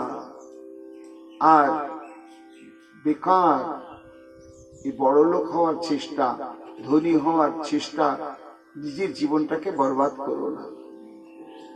কেন? যার লাভসে নিজ কর্ম পারতাম। জগতে বড় লোক হতে চায় না কে? একটা ভিখারিও চায়, কিন্তু হয় কয়জন? একজন দুজন। তাই হতে চাই আমরা সবাই, হতে পারি একজন দুজন। তো কারা হয়? ও যারা হয় তারা যদি বড়লোক হওয়ার চেষ্টা নাও করে তাহলেও হয়ে যাবে। কেন? পূর্ব জন্মের ফল অনুসারে ওটা তাদের বিধিলিপি হয়ে আছে। এই জন্য ওরা ধনী হওয়ার চেষ্টা না করলেও হয়ে যাবেই। তা মূল হচ্ছে মানুষের ধন বিত্ত বৈভব আপন কর্ম ফল অনুসারে প্রাপ্ত হওয়া যায়। শঙ্করাচার্য বলছেন, ভাই রে, এই ধন উপার্জনের জন্য জীবনটাকে বরবাদ না করে ভজ গোবিন্দং ভজ গোবিন্দং ভজ গোবিন্দং মূঢ়মতে। কাতব কান্তা কস্তে পুত্র সংসার অয়মতিব বিচিত্র কস্যতং বা কুত আয়াত সত্যং চিন্ত যদিদং ভাত ভজ গোবিন্দম ভজ গোবিন্দম ভজ গোবিন্দম মূঢ়মতে। তুমি এখনো বুঝছো না মানুষ কি তোমার আপন? কেউ নয় আপন। যদি আপনই হয়, স্বামীকে ছেড়ে স্ত্রী চলে যায় কেন? স্ত্রীকে ছেড়ে স্বামী চলে যাচ্ছে। পিতা মাতা মৃত্যুর আগে ছেলে মেয়ে মারা যাচ্ছে। তাহলে আপন যদি হয়, আপন জনকে কি ছেড়ে কেউ যেতে পারে কখনো? কখনোই না। তাহলে ওরা আপন নয়। কিন্তু আমরা যে আপন তাকে খুঁজে বের করতে পারছি না, যে কোনোদিনই আমাকে ত্যাগ করবে না, করে না, চিরকাল আমার কাছে আত্মীয়তার বন্ধনে বাধা হয়ে থাকবে। তিনি কে? ভজ গোবিন্দম ভজ গোবিন্দম ভজ গোবিন্দম মূঢ়মতে। একমাত্র গোবিন্দকেই ভজন করো। মা কুরু ধন জন যৌবন গর্ভম হরতি নিমিষাৎ কাল সর্বম মায়ামন্দ্রমিদম অখিলং হিত্বা ব্রহ্মপদং প্রবিশ শাসো বিদিত্বা। এই ধন জন বিত্ত বৈভব যৌবনের অহংকার করিও না। কেন? যে কোনো মুহূর্তে মহাকাল সব হরণ করে নেবে। তখন একমাত্র গোবিন্দ ছাড়া কেউ অবলম্বন থাকবে না। যে গোবিন্দ ছাড়া কেউ অবলম্বন থাকবে না, সে গোবিন্দকে তুমি আগে থেকেই ভজন শুরু করো, বরণ করে নাও। কেন না? তুমি জানো না অনিত্য জীবন। নলিনী দল জল গত জল মতি তরলম তদবৎ জীবন মতিশয় চপলম। পদ্মপত্র স্থিত জল এই জীবন, কখন ঢলে পড়বে কেউ আমরা বুঝতে পারবো না। তাহলে কর্তব্য কি? না, ওই জীবনকে ধরে রাখবার জন্য, দীর্ঘায়ু করার জন্য, অটুট করার জন্য চেষ্টা না করে তুমি একটু সৎ সঙ্গ করবার চেষ্টা করো। কেন? খানাময় সজ্জন সঙ্গতি রিকা ভবতি ভবা নবে তরণে নৌকা। ওই কৃষ্ণ ভজনের সৎ উপদেশ অনুপ্রেরণা একমাত্র সাধু সঙ্গ থেকে প্রাপ্ত হওয়া যায়। আর যদি এক মুহূর্তের জন্য সাধু সঙ্গ প্রাপ্ত হওয়া যায়, তা সব হয়ে গেল। এই জন্য ভজ গোবিন্দং মূঢ়মতে। সুভাষ পণ্ডিত জানেন যে ওই ব্যাকরণের কচকচানিতে আমার কিছু লাভ নেই। তাই মহাপ্রভু তাকে ওই কূট প্রশ্ন জিজ্ঞাসা করলেও শ্রীবাস পণ্ডিত তাকে একটু পাশ কাটি বা অল্প কিছু বলে টলে সরে চলে যান। সহজে বিরক্ত সবে শ্রীকৃষ্ণের রসে, কৃষ্ণ ব্যাখ্যা বিনু আর কিছু নাহি বাসে। দেখিলেই প্রভু মাত্র ফাঁকি সে জিজ্ঞাসে, প্রভৃতিতে নারী কেহ শেষে উপহাসে। যদি কেহ দেখে প্রভু আইসেন দূরে, সবে পলায়েন ফাঁকি জিজ্ঞাসার ডরে। বৃন্দাবন দাস ঠাকুর বলছেন, এটা কেমন হচ্ছে? মহাপ্রভু সবাইকে উত্তক্ত করছেন ফাঁকে জিজ্ঞাসা করে। না ভাই, মহাপ্রভু নিজের জীবনকে দিয়ে জগৎকে দেখাচ্ছেন যে তুমি যদি কোনোদিন নিজের জ্ঞান এবং বিদ্যাবত্তার অহংকারী হও, তাহলে কেউ তোমাকে শ্রদ্ধা করবে না, তোমার সঙ্গে মিশবে না প্রাণ খুলে, ওই দেখে দেখে সব পালিয়ে পালিয়েই যাবে। কাজে এর কোনো মূল্য নেই। কৃষ্ণ কথা শুনিতে সবে ভালোবাসে, আর ফাঁকি বিনু প্রভু কৃষ্ণ কথা না জিজ্ঞাসা। আর যারা একটু কৃষ্ণ ভক্ত, তাদের কাছে গিয়ে আরো বেশি। রাজপদ দিয়া প্রভু আইসে নেই একদিন, পড়ুয়ার সঙ্গে মহা অধ্যত্তের চিন। মুকুন্দ যায়ন গঙ্গা স্নান করিবারে, প্রভু দেখি আরে পালা এলা কত দূরে। একদিন মহাপ্রভু যাচ্ছেন, আর মহাপ্রভুকে দেখতে পেয়ে একেবারে ওই মাঠের মধ্য দিয়ে গঙ্গা স্নানের জন্য ছুটছে মুকুন্দ। মহাপ্রভু দেখলেন যে আমার ভয় পালাচ্ছে, আমার কাছে কেউ আসতে চায় না। দেখি প্রভু জিজ্ঞাসেন গোবিন্দের স্থানে, এ বেটা আমারে দেখি পলাইল কেন? গোবিন্দ ঘোষ, ওই যে অগ্রদ্বীপের গোবিন্দ ঘোষ, মহাপ্রভুর সমসাময়িক এবং মহাপ্রভুর অন্তরঙ্গ। এই গোবিন্দ কিন্তু গম্ভীরার গোবিন্দ নয়। মহাপ্রভু বলছেন, গোবিন্দ এই মুকুন্দ পালাচ্ছে কেন? গোবিন্দ বলেন, আমি না জানি পণ্ডিত, আর কোন কার্যে বা চলিল কোন ভিত? না গো নিমায় ঠাকুর, আমার মনে হচ্ছে কোন জরুরি কাজ কোন দিকে আছে, তাই বোধহয় তাড়াতাড়ি চলে যাচ্ছে। মহাপ্রভু বলছে, না না, প্রভু বলে জানিলাম যে লাগি পলায়, এই বহির্মুখ সম্ভাষা করিতে না চুয়ায়। মহাপ্রভু বুঝতে পেরেছে মুকুন্দ তো কৃষ্ণ প্রেমে পাগল, আমার মুখে কৃষ্ণ নাম নেই, আমার মুখে কৃষ্ণ প্রসঙ্গ নেই। তা যার মুখে কৃষ্ণ প্রসঙ্গ থাকে না, তার বিদ্যা, তার রূপ, তার যৌবন, তার জন্মসূত্রে ব্রাহ্মণত্ব, সমস্ত কিছু মূল্যহীন, একেবারে মূল্যহীন। শুধু মূল্যহীন নয়, কৃষ্ণ ভক্তের কাছে অবাঞ্ছিত। কেন না? অসৎ সঙ্গ সদা ত্যাগ, বৈষ্ণব আচার, স্ত্রী সঙ্গী এক, কৃষ্ণ ভক্ত আর। মহাপ্রভু বললেন, যারা স্ত্রী সঙ্গী তারা অসৎ, আর যারা অভক্ত, যাদের কর্ম প্রচেষ্টার মধ্যে, যাদের প্রসঙ্গে কথার মধ্যে কৃষ্ণ নেই, তারা অসৎ। মহাপ্রভু বলছেন, এই দেখো, আমি তো একটু কৃষ্ণ কথা জিজ্ঞাসা করি না, বলি না, তাই এখন আমি বুঝতে পারছি বৈষ্ণবদের বিচারে আমি বহির্মুখ, আর এই বহির্মুখের সঙ্গে বাক্যালাপ করবে না, তাই মনে হয় বহির্মুখ সম্ভাষা করিতে না যোয়ায়। এই বেটা পড়ে যত বৈষ্ণবের শাস্ত্র, পাজি বৃত্তি টিকায় আমি বাখা নিয়ে মাত্র। মহাপ্রভু কি অদ্ভুত বলছেন, বলে দেখো গোবিন্দ, ও পড়ে আমিও পড়ি, ও পড়ায় আমিও পড়াই, কিন্তু দুজনের পার্থক্য কি?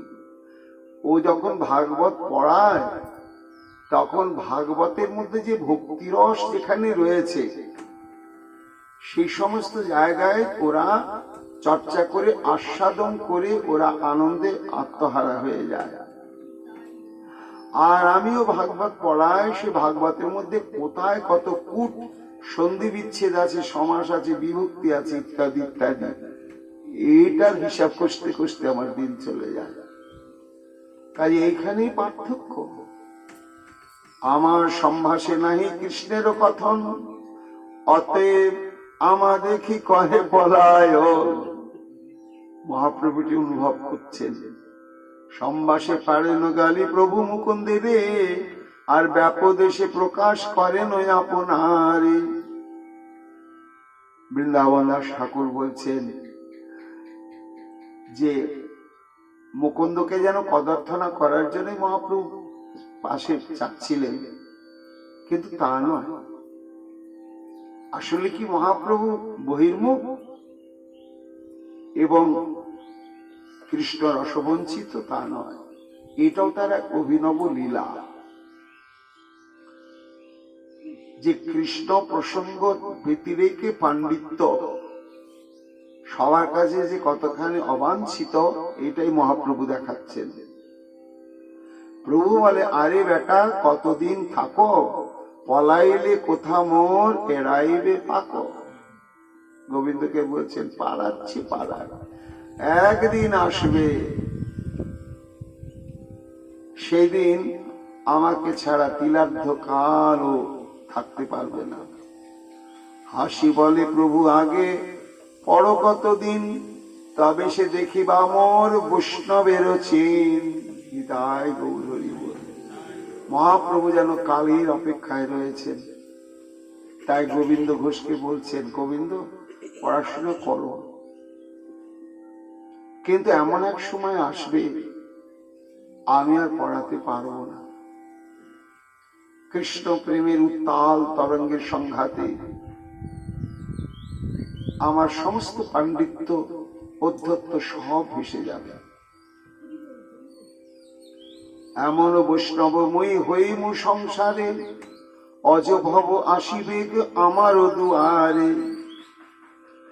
শোনো ভাই সব, এই আমারও বচন, বৈষ্ণব হইমু মই সর্ববিলক্ষণ। বৃন্দাবন দাস ঠাকুর বলছেন, ক্রমে ক্রমে মহাপ্রভুর জীবনের স্রোতধারার পরিবর্তন আসতে চলল। এবার অন্তর থেকেই তিনি এই ভক্তি রাজ্যে প্রবেশের বাসনা পোষণ করতে লাগলেন। আমারই দেখিয়া এবে যে সব পলায়, তারাও যেন মোর গুণকীর্তি গায়। গোবিন্দ, আমি এমন বৈষ্ণব হব, আজকে এই ফাঁকে জিজ্ঞাসার ভয়ে আর কৃষ্ণ প্রসঙ্গ নাই, এই জন্য যারা ভয়ে পালিয়ে যাচ্ছে, একদিন তারাই দেখবে আমার গুণানুকীর্তনে মুখরিত হয়ে গেছে। এতক বলিয়া প্রভু চলিলা হাসিতে, ঘরে গেলা নিজ শিষ্য গণের সহিতে।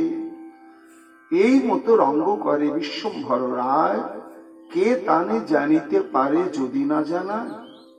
হেন মতে ভক্তগণ নদিয়ায় বৈশে, সকল নদিয়া মত্ত ধন পুত্র রসে।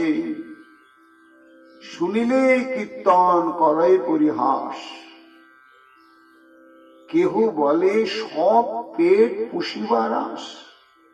হরি বললে চারটা চাল পাওয়া যায়। কেউ বলে জ্ঞান যোগ এরিয়া বিচার, উদ্ধতে প্রায় নিত্য এ কোন ব্যবহার। এবার পাশন্নীরা নবদ্বীপে বৃন্দাবন দাস ঠাকুর মহাপ্রভুর পরিস্থিতি দেখালেন, এবং সেই সময় যে একটা কৃষ্ণ ভক্তির স্রোত শুরু হয়ে গিয়েছে, তার মুখ্য হচ্ছে মুকুন্দ এবং অদ্বৈতাচার্য সুভাষ পণ্ডিত, সেটাও দেখালেন।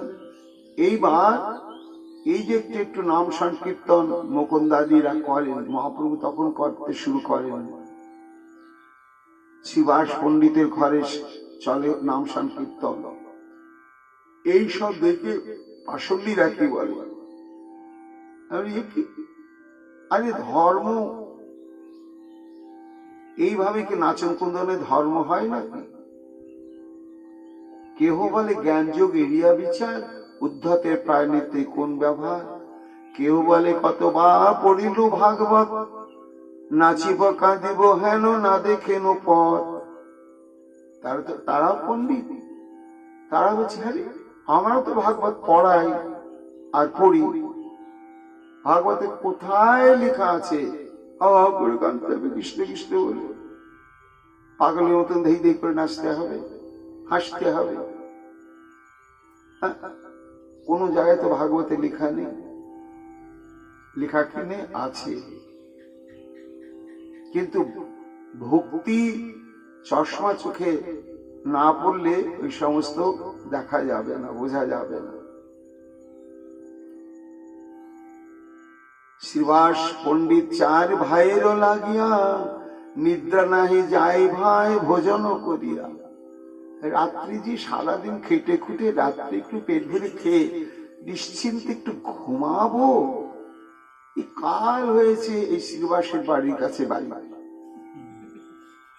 যেই ভাত ঘুমটা চোখে আসবে আর বাবা এমন একেবারে সকাল পর্যন্ত। আচ্ছা, ধীরে ধীরে কৃষ্ণ বলিলে কি পুণ্য নয়? ভজনকে মনে মনে করা যায় না? নাচিলে কাঁদিলে ডাক ছাড়িলে কি হয়? এই মতো যত পাপে পাষণ্ডীর গণ দেখিলেই বৈষ্ণবের করে কুকথন।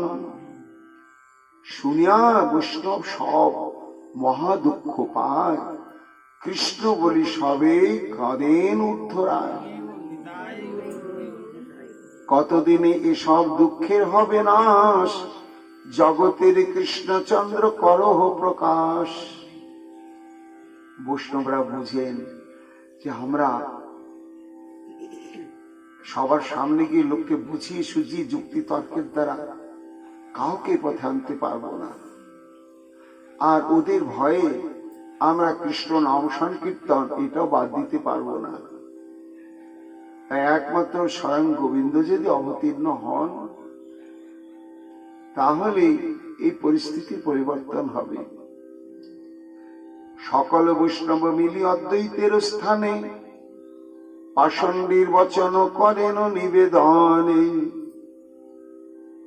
এই চারিদিকে এই সমস্ত মন্তব্য সবাই শুনে টুনে সন্ধ্যার পরে একত্রিত হয়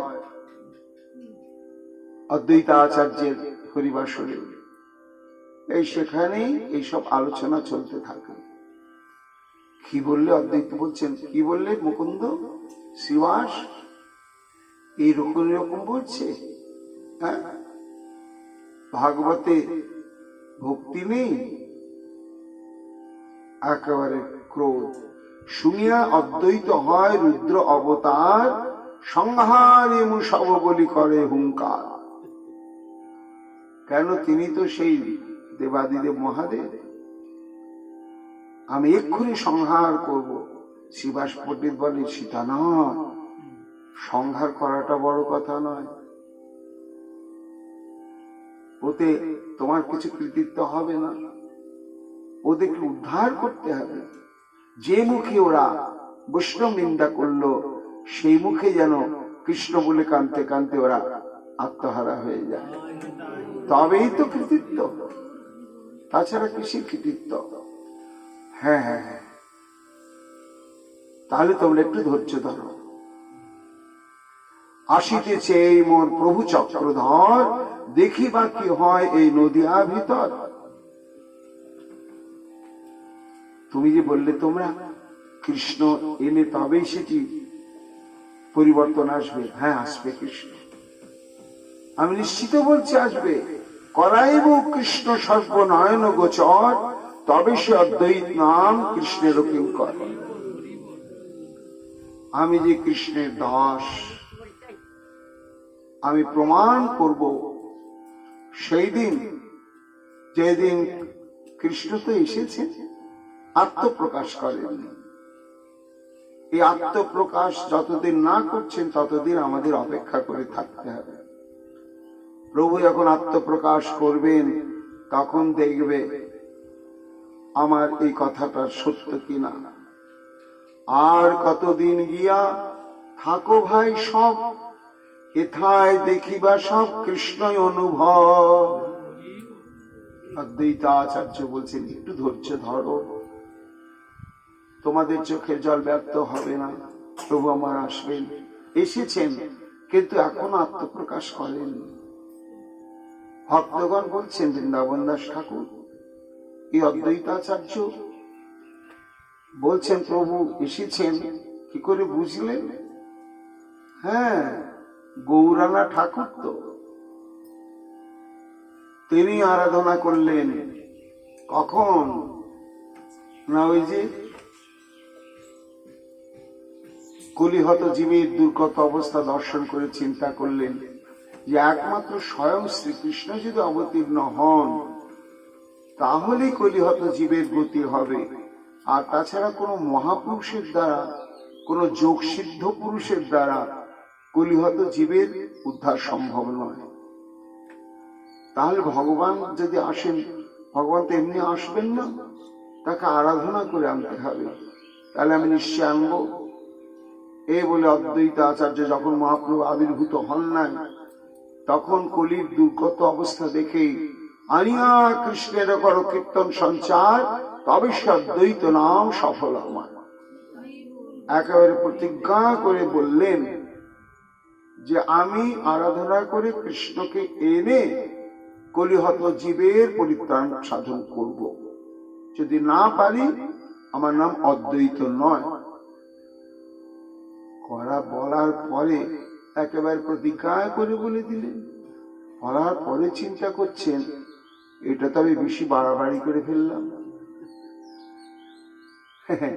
আমার কি সাধ্য ভগবানকে আমি আরাধনা করে আনব? লক্ষ্মী দেবী তো এখন আরাধনা করে চলেছেন বেলবনে, ওই ভগবানকে তো পারলেন না। তাহলে আমি যে বলে ফেললাম, তার চিন্তা করতে করতে কৃষ্ণ বশ করিবেন কোন আরাধনে, বিচারিতে এক শ্লোক আইল তার মনে। বিচার করতে লাগলেন যে আমি যে বলেই ফেললাম, বলা তো হয়েই গেল, তা দেখি আরাধনার দ্বারা কৃষ্ণকে বশ করা যায় কিনা, এইরকম কোন দৃষ্টান্ত সিদ্ধান্ত শাস্ত্রে আছে কিনা। চিন্তা করতে করতে অদ্বৈতের মনে পড়ে গেল সেই শাস্ত্রের একটা শ্লোক, তুলসী দল মাত্রেণ জনস্য চুলুকেন বা বিকৃণীতে সৎমানম ভক্তে ভো ভক্ত বৎসল। শাস্ত্রে রয়েছে। কি তার মর্মার্থ? এই শ্লোকার্থ আচার্য করেন বিচারণ, কৃষ্ণকে তুলসী জল দেয় যেই জন, তার ঋণ শোধিতে কৃষ্ণ করেন চিন্তন, জল তুলসী সম কিছু করে নাহি ধন। কৃষ্ণকে প্রত্যেক দিন এই যে তুলসী জল প্রদানের কত বড় মহিমা। তবে আত্মা বেছি করে ঋণের শোধন, এত ভাবি আচার্য করেন আরাধন। তাহলে তুলসী দল চরণে অর্পণ করলে ভগবান নিজেকে বিক্রি করে দিবেন। তা আমি যদি কেঁদে কেঁদে এমনি করে নিবেদন করতে থাকি, তাহলে প্রভু আমার কাছে ধরা নিশ্চয়ই দেবেন। গঙ্গা জল তুলসী মঞ্জুরি অনুক্ষণ, কৃষ্ণ পাদ পদ্ম ভাবি করেন অর্পণ। আমি কোথায় তাহলে চরণটা পাবো? তবে তো চরণে দেব। তা কলিযুগে কৃষ্ণের চরণ কোথায়? ও আছে তো। কোথায় না, গঙ্গা দেবী হচ্ছেন সাক্ষাৎ কৃষ্ণের চরণ। কেন না, কৃষ্ণের চরণ থেকেই গঙ্গার উদ্ভব। এই জন্য বিষ্ণুপদী, কৃষ্ণের গঙ্গার এক নাম হচ্ছে বিষ্ণুপদী, মানে বিষ্ণুর চরণ বটে। তাহলে আমি যদি গঙ্গা জলে কৃষ্ণের উদ্দেশ্যে তুলসী জল মঞ্জুরি অর্পণ করি, তাহলে হ্যাঁ, যেই বলা তখন হরিদাস ঠাকুরকে উত্তর সাধক করে নিয়ে একেবারে সংকল্পিত চিত্তে আরাধনা করতে লাগলেন। তবে গাঢ় নিষ্ঠায় পুষ্প তুলসীর দল, কৃষ্ণ পদোদ্দেশে দিলা আর গঙ্গা জল। যতই দিচ্ছেন বিশ্বাস, ভগবান আমার কাছে আমার আরাধনায় ধরা দিবেন। কিন্তু মনে তো এখনো কিছু সাড়া পাচ্ছি না। এমনি করে বেশ 2-4 মাস, ওই 2-4 ঘন্টায় চলে যায়। হুঙ্কার গর্জন, প্রভু এসো এসো এসো। আচার্য হুঙ্কারে কৃষ্ণের উৎকণ্ঠিত মন এক পুষ্পাঞ্জলি ইচ্ছায় কৈলাকর্ষণ। হরি বল। এই প্রসঙ্গ চৈতন্য ভাগবতে নেই, অদ্বৈত বিলাস গ্রন্থে, অদ্বৈত প্রকাশ গ্রন্থে। হঠাৎ একদিন কৃষ্ণায় নম বলে যেই তুলসী মঞ্জরি গঙ্গা জল দিয়েছেন, আর দেখছেন ও মা উল্টো দিকে চলে যাচ্ছে। অদ্বৈত আচার্য ভাবছেন উল্টো দিকে অনেক সময় জল ঘূর্ণি পাক হয়, তখন উল্টো দিকে কিছু যায়, তারপরে আবার ভাটির দিকে যায়। কিন্তু এই পুষ্পাঞ্জলি আর তুলসী একেবারে মাঝখানে গিয়ে উজান দিকে তত্তর করে চলে যাচ্ছে। যেমন ভাটির স্রোতে যায় দ্রুত গতিতে কোনো ভাসমান বস্তু, তেমনি যাচ্ছে। তখন সীতানাথ ভাবে উজান দিকে পুষ্পাঞ্জলি তুলসী যাচ্ছে কোথায় গো? পুষ্পাঞ্জলি উজাইতে দেখি সীতানাথ কৃষ্ণ কৃপা মানি ধাইয়া চলে তার সারা। হরিনাম সরি হরিদাস পিছে ধায়, পুষ্পাঞ্জলি উপনীত হইল নদীয়ায়। শান্তিপুর থেকে সেই তুলসী মঞ্জরি আর পুষ্পাঞ্জলি একেবারে উল্টো দিকে চলতে চলতে চলতে চলতে নবদ্বীপে গিয়ে পৌঁছালে। কোথায় গিয়ে পৌঁছালে? নবদ্বীপে। যখন নবদ্বীপে উপস্থিত হয়েছে তুলসী আর পুষ্পাঞ্জলি, প্রভু কহে শোনো ওরে প্রিয় হরিদাস, এই গ্রামে কৃষ্ণচন্দ্র হইবে প্রকাশ। এই নবদ্বীপেতেই মহাপ্রভু আবির্ভূত হবে। হেন কালে জগন্নাথে মিশ্রের গৃহিণী, শ্রী যশোদা রূপা নাম শচী ঠাকুরানী। গঙ্গা স্থানে আইলাতে ছিল গর্ভবতী, সেই পুষ্পাঞ্জলি তান অঙ্গে হইলা স্থিতি। সেই সময় সচিমা গঙ্গা স্নান করছিলেন, আর সেই পুষ্পাঞ্জলি তুলসী গিয়ে একেবারে মাকে পরশ করে মায়ের গর্ভ এবং হৃদয় স্পর্শ করলেন। সচি ভাবে আজ কি বা অমঙ্গল হইল, ঠেলিতেও পুষ্প আসি অঙ্গে উঠিল। মা ভাবলে পুজো আমি গঙ্গা স্নান করতিলাম, আর দেখো তো এই প্রসাদী জিনিসটা আমার গায়ে উঠে যাচ্ছে, আমি যত ঠেলে দিচ্ছি। তবে সচি ঝাট স্নান করি তটে আইলা, প্রভু ভাবা বেশে কৃষ্ণে মাতারে চিনিলা। অদ্বৈতাচার্য ভাবলে এই হবে আমার প্রভুর মা। গর্ভ লক্ষণ দেখি তান প্রভু মনে ভাবে, এই গর্ভে কৃষ্ণচন্দ্রের প্রকট সম্ভাবনা। তখন অদ্বৈতাচার্য একেবারে নিশ্চিত হয়ে গেলেন যে এইখানেই আমার মহাপ্রভু আসবে। তো এখন প্রশ্ন হচ্ছে যে আজকে বৃন্দাবন দাস ঠাকুর বলছেন যে হুঙ্কার করে সীতানাথ বলছেন শিবাসাদিকে যে তাড়াতাড়ি প্রভু এক্ষুনি প্রকাশ হবেন। তা গর্ভটা দেখে তখন তো অনুমান করেছিলেন প্রভু আসবেন, কিন্তু সেই প্রভু যে এসেছেন এটা কখন নিশ্চিত হয়েছিলেন অদ্বৈতাচার্য? না, তার একটা ঘটনা আছে। কি ঘটনা? না, মহাপ্রভু মায়ের পেটে 13 মাস থাকলেন। 13 মাস থাকার পরে যখন ভূমিষ্ঠ হলেন, আতুর ঘরটা হয়েছিল নিম গাছের তলায়। ভূমিষ্ঠ হওয়ার পরে আর স্তনপান করেন, একেবারেই করেন। কোন চেষ্টা করেও সচিমা স্তন পান করাতে পারলেন না। সর্বনাশ, এই শিশু যদি স্তনদুগ্ধ পান না করে বাঁচাবো কি করে? কাঁদতে লাগলেন। তখন ছুটে এলেন জগন্নাথ মিশ্র ঠাকুর। কি হলো সচি? বলে দেখো ছেলেটা স্তন দুগ্ধ পান করছে না, একে বাঁচাবো কি করে? সেই তো কি হলো, কি করি দেখি, একবার গুরুদেবকে স্মরণ করি। তা সচি এবং জগন্নাথ মিশ্রের দীক্ষা গুরু হচ্ছেন অদ্বৈতাচার্য। তিনি নবদ্বীপে রয়েছেন। তখন ছুটে ছুটে তার কাছে গেলেন, আচার্যদেব এই ঘটনা। তাই নাকি? সঙ্গে সঙ্গে উপস্থিত হলেন। এসে দেখছেন এই তো সেই অপূর্ব হাতে পায়ে চিহ্নগুলো দেখে অদ্বৈতাচার্য চিনতে পারলেন, এই যার জন্য আমি আরাধনা করেছিলাম, এই সেই গর্ভ।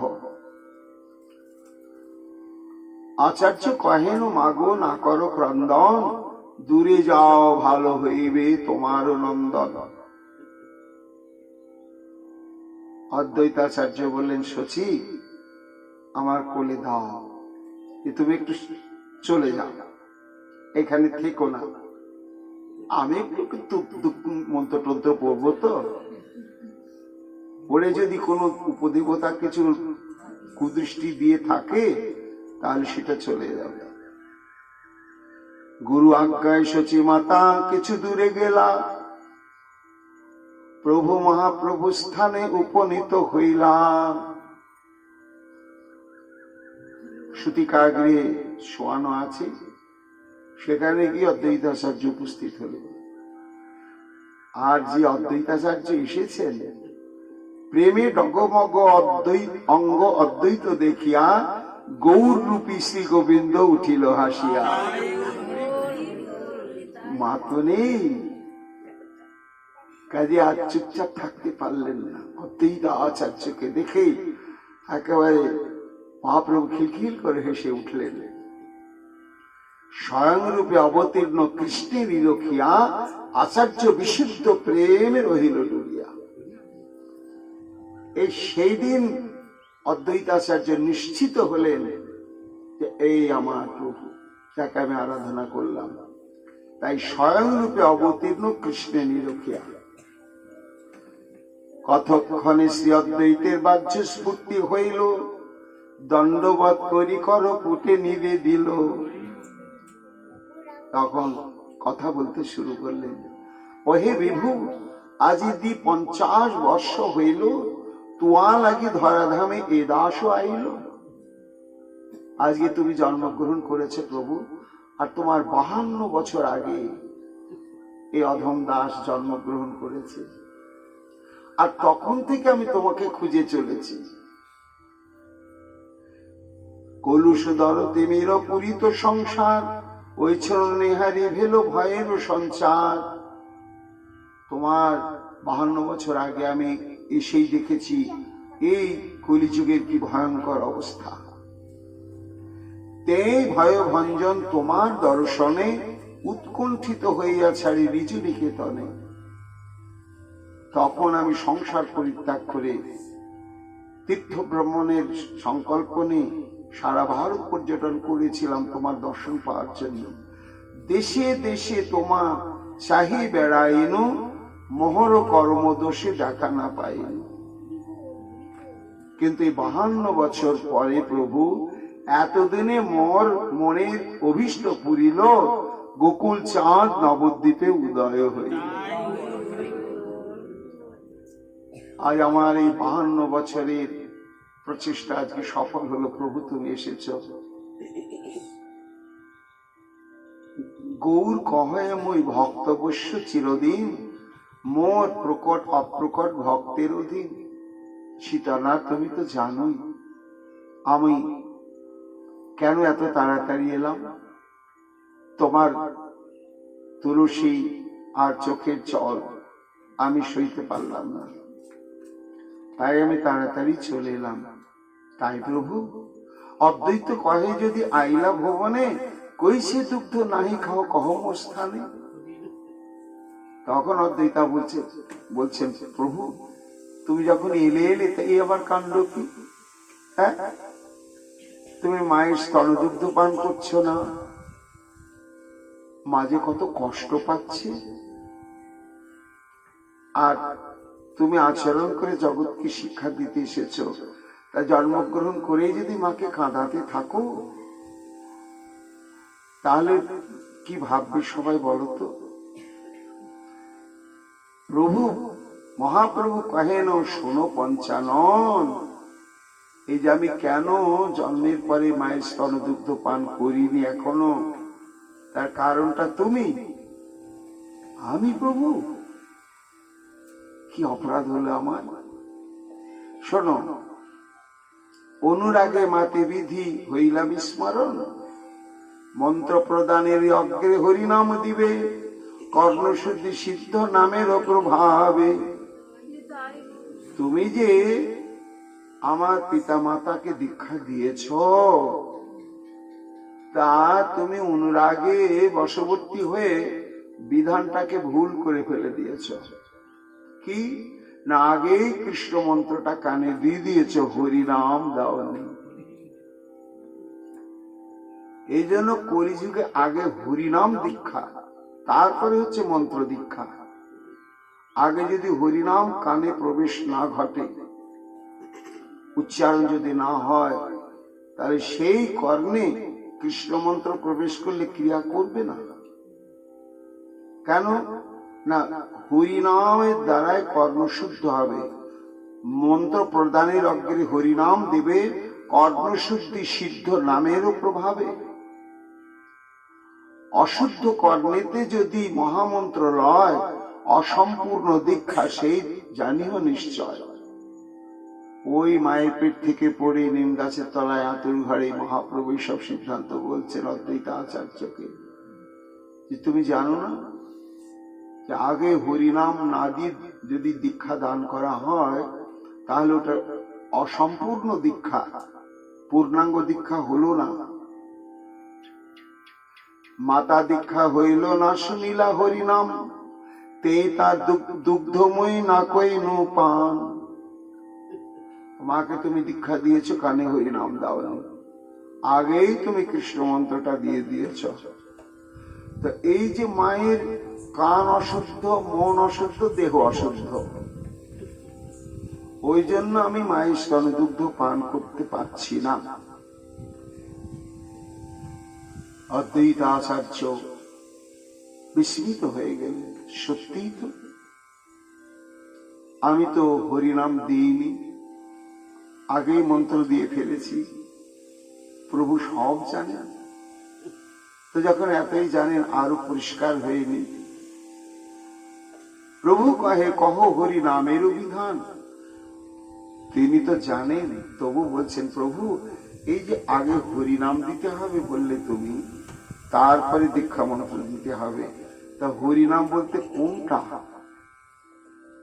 কোনটাকে আমরা হরিনাম বলবো? কি কৃষ্ণ কৃষ্ণ কৃষ্ণ কৃষ্ণ কৃষ্ণ বললেই হয়ে গেল? শ্যাম শ্যাম শ্যাম বললেই হলো? নারায়ণ নারায়ণ বললেই হলো? প্রভু কহে, কহ হরিনামের বিধান। মহাপ্রভু কহে, নিত্য সিদ্ধ 16 নাম। হে আচার্য, তুমি কি জানো না, হরিনাম বলতে সিদ্ধ 16 নাম। সিদ্ধ বলা হয়েছে কেন? নাম বিধান রয়েছে, মন্ত্রকে জাগাতে হয়, তার জন্য পুরস্চরণ বিধি রয়েছে। এবং প্রাচীন কালে নিয়ম ছিল, তখনই কেউ দীক্ষা দিতেন যখন পুরস্চরণ করে করে মন্ত্র সিদ্ধ হতে পারতেন, মন্ত্রের অধিষ্ঠাত্রী দেবতাকে অনুভব করতে পারতেন, তখনই দীক্ষা প্রদান করা হতো। তা মন্ত্র সিদ্ধ আর হরিনাম হচ্ছে নিত্য সিদ্ধ। মন্ত্রকে পুরস্চরণের মাধ্যমে ওটাকে সিদ্ধ মন্ত্রে পরিণত করতে হয়, কিন্তু এই হরিনাম এই অনাদি অনন্ত কাল থেকেই সিদ্ধ। কোনটা না 16 নাম। সেই 16 নাম কি? হরে কৃষ্ণ কৃষ্ণ কৃষ্ণ হরে হরে, হরে রাম রাম রাম হরে হরে। যদ্যপি আচার্য এই 16 নাম জ্ঞাত, গৌর মুখচ্যুত শুনি হইলা প্রেমন মত্ত। জানতেন হরিনাম বলতে 16 নাম 32 অক্ষরকে, তবু আজকে নিশ্চিত হয়ে গেলেন। তবে প্রভু ভাগ্যমানী গৌরে লইয়া কোলে ধীরে ধীরে চলি গেলা নিম্বতরু তলে। শশীরে বলাইয়া প্রভু হরিনাম দিলা, পূর্বদত্ত মন্ত্র পুনঃস্মৃতি করাইলা। তখন আবার হরিনাম দিলেন, তারপরে আবার দীক্ষা মন্ত্রটা শুনিয়ে দিলেন। যখন হয়ে গেল তবে প্রভু গৌরিয়ানী শচী কোলে দিলা, আর মহাপ্রভু মাতৃ দুগ্ধামৃত পান করিলা। এই ঘটনার পরিপ্রেক্ষিতে অদ্বৈতাচার্য নিশ্চিত হয়েছেন যে আমার প্রভু এসেছেন, শুধু সময়ের অপেক্ষা করছেন আত্মপ্রকাশের জন্য। সেই সময়টা এখনো হয়তো আসেনি, সেই সময়টা এলেই তিনি আত্মপ্রকাশ করবেন। অদ্বৈতের বাক্য শুনে ভাগবতগণ দুঃখ পাশরিয়া সবে করেন কীর্তন। উঠিল কৃষ্ণের নাম পরম মঙ্গল, অদ্বৈত সহিত সবে হইলা বিহল।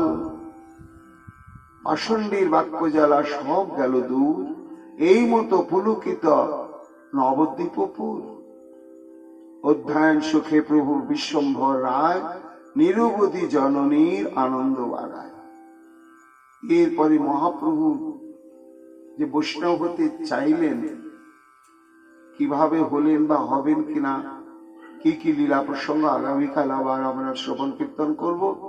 এখনকার মতো আমাদের শ্রী চৈতন্য ভাগবতী কথা এইখানে বিশ্রাম লাভ করছি।